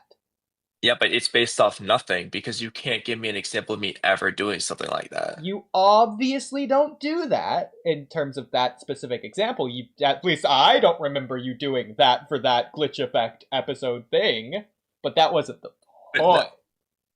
But your point's flawed, because you can't give me a similar example of me doing something similar.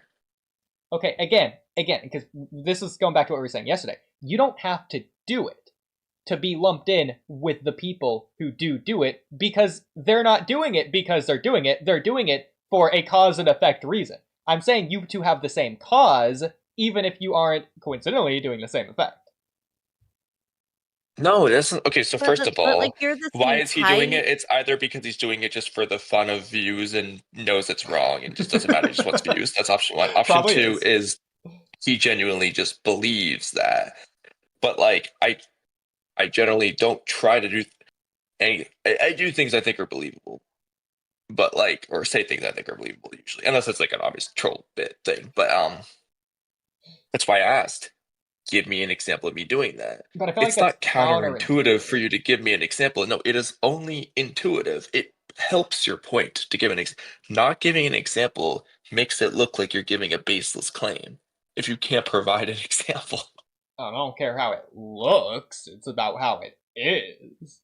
It is? Well, but what you're saying is baseless. You have nothing to what happened to support it looked like Udi, are you just trying to say that they're cut from the same cloth?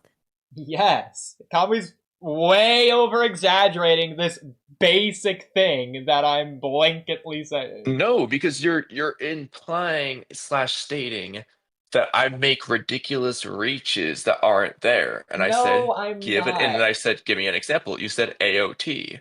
Kamui, like, okay, I'm saying you guys are similar, and then you're saying, but look at this difference that we have. But that doesn't address the similarity. No. I asked for the fucking similarity, and you can't give it. That's the problem. Cam gets it. Thank you, Cam. I get it. I don't get it, because you can't give me a fucking example. Well, you can't get it. You can't give an example of me doing that. Which is why it doesn't make any sense. Okay. Does he So I have to give don't you do an it. example of the exact same thing for? No, it needs to be the type of thing. I said, so his point is a ridiculous reach theory, basically. That's just obviously not true. Give me an example of me doing that with Attack on Titan. So One example that I have done it. You disagree. You can't. What? You disagree. With what? Play the episode. No, you started it. Finish it. Give me a fucking example or I'm That leaving. was me finishing it. Play the episode is finishing it. I'm leaving then. My warning's done. I'm going to bed. Don't leave. No. No, you can't. If you can't do that, then I leave. I need to go to bed soon. You're right, Kamui. There are no examples. That was bullshit. What do you want me to say? Okay. Bro is so heated. Anyways, I feel like we did a pretty good job of director's commentary, at the very least, even though we got a third as far into the episode as a third that we got into it last time. But we had more to say, I would say. We definitely have more to say. But yeah. So. Thoughts? Thoughts on what? General thoughts? Okay. My general, like, I guess, along the same lines of what I said last time, was that I do like that that you're having the discussion in this episode. Maybe I didn't say this last time. That the audience has. Yeah. The audience has this discussion, but you're having the characters have this discussion because you want to bring it more to life. Because the thoughts, I think, should be made more clear and should be more explored with this cast. I agree, So, especially this is part of what I was getting at in the original conversation from months ago. Why I would call these themes quote unquote cowardly or whatever, is because I feel like I like stories to where they show you two sides and they're giving the commentary of both sides and allowing the audience to choose. It can be frustrating in some instances. I feel like that only works in certain controversial ideas. I feel like universally genocide, such a thing as serious as that, it should have commentary on it being explicitly wrong for a specific reason. Mm-hmm. So I feel like they should present both sides, and then through showing the victor, the author is giving you the message on which side was correct. And then that side already has presented the side which would tell you why. So for example, I feel like Naruto versus Gaara in Naruto was doing that. Kishimoto's trying to convey to the audience that whereas loneliness may give you power, friends give you true power. Like, I feel like, hypothetically, Kakashi interrupts the fight. It's inconclusive. Then Kishimoto is giving you both sides, but he's not giving you an answer on which side was right or wrong. I feel like to an extent, Isayama does that in certain ways. Yeah. Yeah, I think so too. I do. It might just be because Eren is such a like I kind of want to say a free spirit, and he kind of flies on the seat of his pants. Is that the saying? I don't know. That it's not him that's having the discussion because, like, girl, he already got it all mapped out in his head. He ain't waiting around for nobody else, okay? Yeah. So it's really up to the secondary characters to kind of have the discussion, and everybody else is trying to still process what the heck is going on, you know? So it's not even like the main protagonist having the conversation. So I think that maybe that's why it struggles a bit. Exactly. I completely agree, and it's interesting you say that. I'm really curious on what you'll say about Aaron later, when more stuff comes up about him later. But I still hold the same I guess criticism that I do think that the characters should have their original personalities, but and their dialogue should kind of go in line with their thinking. But like, are you inside the author's head 24/7? And no, and that would be kind of hard to do. yeah, But like I said, I do like the direction of this project. You know. thank you. I think it's especially harder when you're adding new stuff as opposed to changing something that's already there. Exactly. But yeah. And then trying to figure out who to apply it to as well, and who to bounce off to, like you were mentioning, who to bounce off of. Because I did write the line and consider who would say it as like 2 different steps. So I did do the step of considering who would say it, but I'm not going to say I did a perfect job because I agree I didn't. I think I did a decent job. Like, I'll defend myself somewhat, but I see what you're saying. Yeah. Yeah. I think it's good. Okay. Cool. Well, that's that.